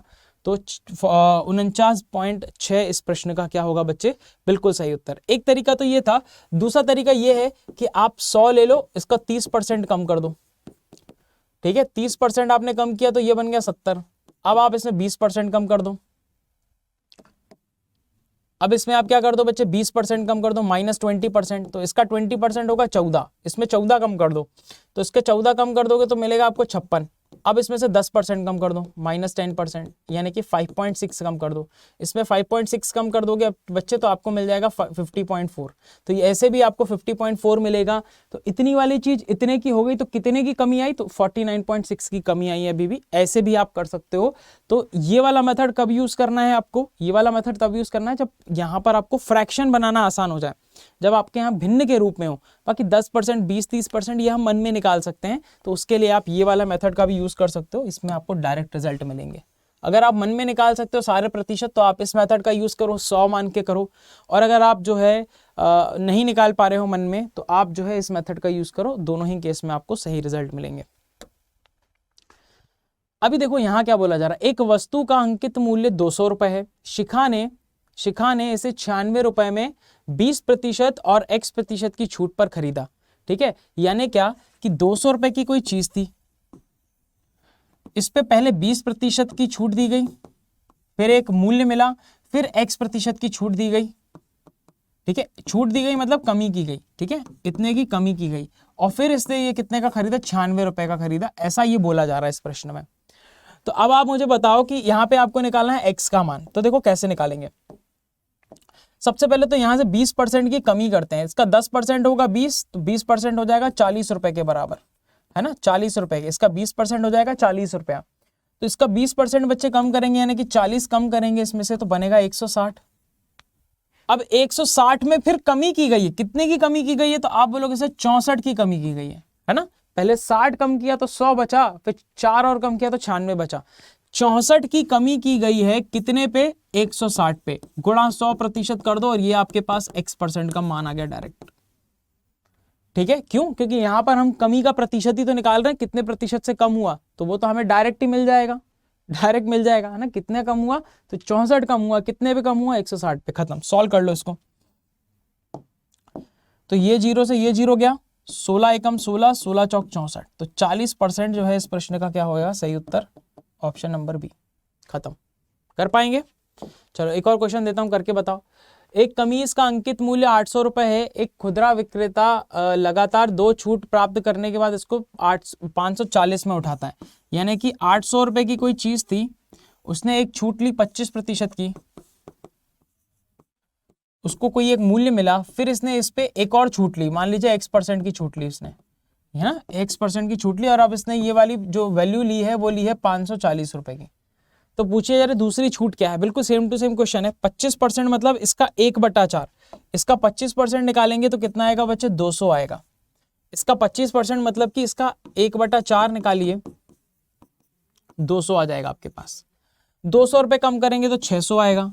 600 में कितने की कमी आई है, 60 की कमी आई है। तो आपको दिख रहा है 660, इसका कितना परसेंट है, 10%, डायरेक्ट आंसर आ गया। और नहीं पता तो आप 60 की कमी 600 पे गुणा 100% कर दीजिए। तो ये 2 0 से ये 2 0 खत्म हो गई आपकी, और 6 से कटेगा ये 10 बार, तो 10% इस प्रश्न का क्या आ गया, सही उत्तर ऑप्शन नंबर डी। समझ में आ रही बात, सिंपल है, कोई डाउट तो नहीं है, सेम टू सेम क्वेश्चन था, है ना। आगे बढ़ते हैं। एक दुकानदार अपने सामान पर क्रय मूल्य से कितने प्रतिशत अधिक मूल्य अंकित करता है ताकि 10% की छूट देके 30% का लाभ प्राप्त हो। अब देखो ध्यान से, बोला जा रहा है क्या कि हमें निकालना है मार्कअप, यहाँ पे मार्कअप प्रतिशत निकालना है। तो आपको पता है कि लाभ प्रतिशत देके रखा हुआ है, हम ये वाले फॉर्मूला का यूज करेंगे, SP/CP बराबर MP/CP गुणे SP/MP।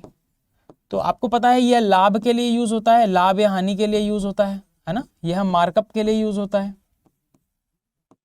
और यह होता है छूट के लिए यूज। तो हमको क्या देके रखा हुआ है, हमको लाभ देके रखा हुआ है, हमको छूट देके रखी हुई है। हमसे पूछा जा रहा है कि क्रय मूल्य को कितने प्रतिशत अधिक अंकित करें, मतलब ये निकालना है हमें। चलो निकाल लेते हैं। 30% लाभ मतलब कि 30% मतलब क्या होता है कि 100 वाली चीज 30 अधिक में बेची है, यानी कि 130 की बेची है। आप चाहो तो 13/10 भी लिख सकते थे, लेकिन ऐसे भी लिख दो तो कोई टेंशन नहीं है, फिर अपन काटापीटी कर लेंगे। ये हमें निकालना है, और यहाँ पे बोला 10% की छूट दी है, मतलब 100 वाली चीज, ये गुणा है, सॉरी यहाँ पे, ठीक है, ये गुणा है, 100 वाली चीज 90 की बेची है। ठीक है, चलो सॉल्व करते हैं इसको। देखो 100 से 100 खत्म हो गया, ये 0 से ये 0 खत्म हो गई। MP बटा CP अगर निकालना चाहूँ तो MP बटा CP कितना आएगा मेरे पास, तो MP बटा CP आ जाएगा 13/9। ठीक है, ये 9 इधर चला जाएगा तो 13/9। इसका मतलब क्या हुआ कि 9 को मैंने बढ़ाया है कितने से, 4 से। 9 को बढ़ाया है 4 से, 9 को बढ़ाया है मैंने 4 से, इंटू 100% कर दो और आपके सामने उत्तर आ जाएगा। 1/9 होता है 11.11, तो 4/9 हो जाएगा 44.44। 44.44% इस प्रश्न का होना चाहिए सही उत्तर। है क्या ऑप्शन में? यस, ऑप्शन नंबर सी इस प्रश्न का बिल्कुल सही उत्तर आ जाएगा, है ना। 1/9 कितना होता है बच्चे आपके पास, 11.11%। याद करने को बोला था मैंने, दोनों तरफ 4 का गुणा कर दोगे अगर आप, तो 4/9 आपके पास आ जाएगा 44.44%। ठीक, क्लियर, मजा आया? कोई डाउट तो नहीं कहीं पे भी किसी भी प्रकार का? चलो बहुत बढ़िया, आगे बढ़ते हैं। एक बेईमान दुकानदार अपने सामान को उसके क्रय मूल्य पर बेचने का वादा करता है, लेकिन वह 20% कम वजन का उपयोग करता है। अब वजन की कमी का उपयोग करता है ना। यहाँ पे ये बात ध्यान रखनी है आपको कि कितना पैसा जेब में आया और कितना पैसा जेब से गया। ये अगर कॉन्सेप्ट आपने समझ लिया ना तो आपको सब क्लियर हो जाएगा। लाभ प्रतिशत की बात कर रहा है तो SP बटा CP निकालेंगे। अब आप बोलोगे सर इसमें ना SP दिया हुआ है ना CP, तो क्या करें? तो सिंपल सी बात है कि 20% कम वजन का उसने प्रयोग किया। मान के चलते हैं कि वह 100 ग्राम बेच रहा है। कितना बेच रहा है बच्चे? 100 ग्राम बेच रहा है, या 1 किलो मान के चलते हैं, चलो 1 किलो मान के चलते हैं। 1 किलो सामान बेच रहा है मतलब 1000 ग्राम सामान बेच रहा है। 20% कम में 20% कम वजन देता है, इसका मतलब वो कितना ग्राम देता है? 800 ग्राम देता है। अब मुझे बताओ कि उसकी जेब से कितने ग्राम का पैसा गया। तो आप बोलोगे सर 20% उसने कम वजन दिया तो उसकी जेब से तो 800 ग्राम का पैसा गया, लेकिन उसकी जेब में पैसा कितने ग्राम का आया? तो आप बोलोगे सर 1 किलो का पैसा आया।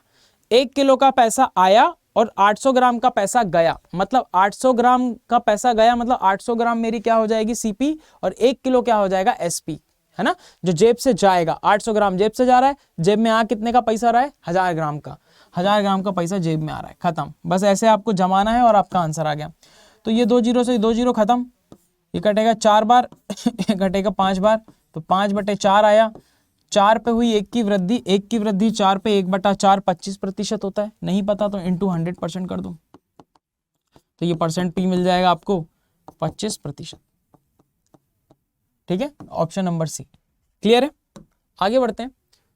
आर्यन चीनी पर 7% कम करने का दावा करता है और 1 किलो के बजाय 620 ग्राम देता है। अब देखो ध्यान से, मुझे फिर से क्या निकालना है? लाभ प्रतिशत, लाभ या हानि प्रतिशत, है ना। तो हमें क्या करना है? SP बटा CP निकालना है। बोला 7% कम देने का दावा करता है मतलब 100 वाली चीज देता है 93 रुपए में। 100 वाली चीज कितने देता है बच्चे? 93 रुपए में देता है। ठीक है, ये ऑप्शंस हम सही कर लेंगे। ठीक है, ऑप्शंस को हम सही कर लेंगे। फिलहाल हम इसको भी सही करते हैं, क्वेश्चन को। क्या बोला जा रहा है यहाँ पर? ठीक है, यहाँ पे क्या बोला जा रहा है? 93/100 बोला जा रहा है। 93/100 यानी 7% कम में देगा। 100 वाली चीज कितने में देगा? 93 रुपए में देगा। 93 लॉस, तो 100 में 7 की कमी कर दी मैंने। फिर बोल रहा है कि वो 1000 ग्राम की जगह केवल कितना दे रहा है? 620 ग्राम दे रहा है ना। 1000 ग्राम मतलब 1 किलो की जगह। तो आपको पता है कि इसकी जेब से पैसा तो जा रहा है 620 ग्राम का, लेकिन आ कितने ग्राम का रहा है? 1000 ग्राम का, है ना। इस तरह से 0 से 0 खत्म, ये 100 से 100 खत्म। 31 से 2 बार, 31 से 3 बार, तो ये आएगा 3/2। 3/2 मतलब कि 2 पे 1 का वृद्धि, तो ये आ जाएगा आपके पास 1/2। 1/2 कितना होता है? 50%। ठीक है, ऑप्शन नहीं दिख रहा होगा आपको, ये बना दीजिए, इसको 50 बना दीजिए। ठीक है,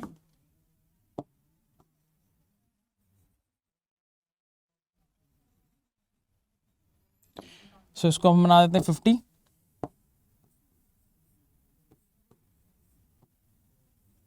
तो 50% यानी कि ऑप्शन नंबर बी आ जाएगा इस प्रश्न का बिल्कुल सही उत्तर। ठीक है, करना कुछ नहीं है यहाँ पे, बस 100% का यहाँ पे इंटू कर दीजिए और आपके पास 50% आंसर आ जाएगा। क्लियर है, कोई डाउट तो नहीं है यहाँ पे, समझ पाए?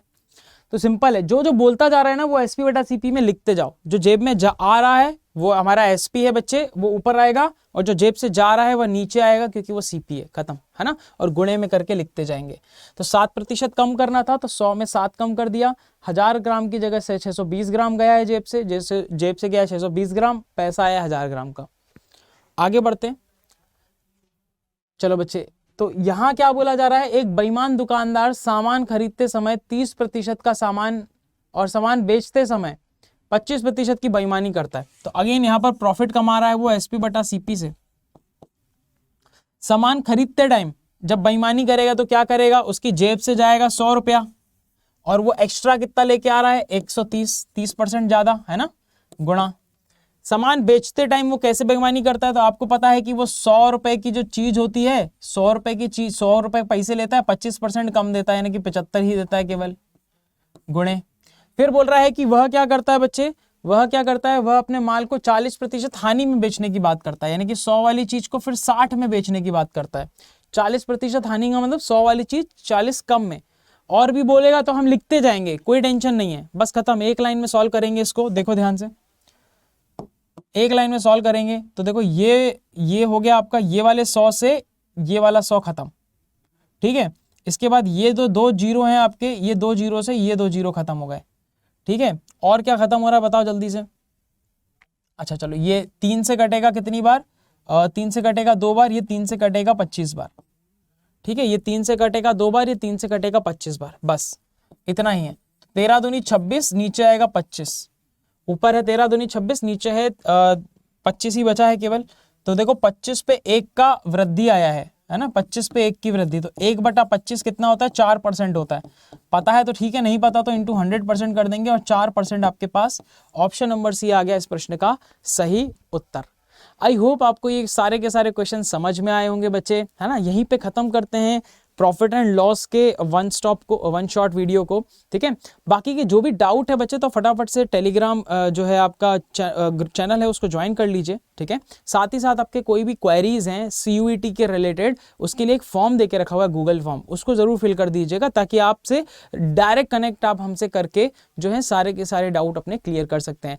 बाकी सीयूईटी की हिंदी में पूरी तैयारी के लिए फटाफट से सब्सक्राइब कर लो इस चैनल को, सारे दोस्तों के साथ शेयर कर दो ताकि वो भी आपके साथ में आप ही के पसंदीदा कॉलेज में एक साथ जा सको, भाई सबके सब पढ़ सको एक ही कॉलेज के अंदर जहां आप पढ़ना चाहते हैं। सारे दोस्तों के साथ शेयर कर दो। मिलते हैं नेक्स्ट सेशन में। Thank you so much, take care, bye bye.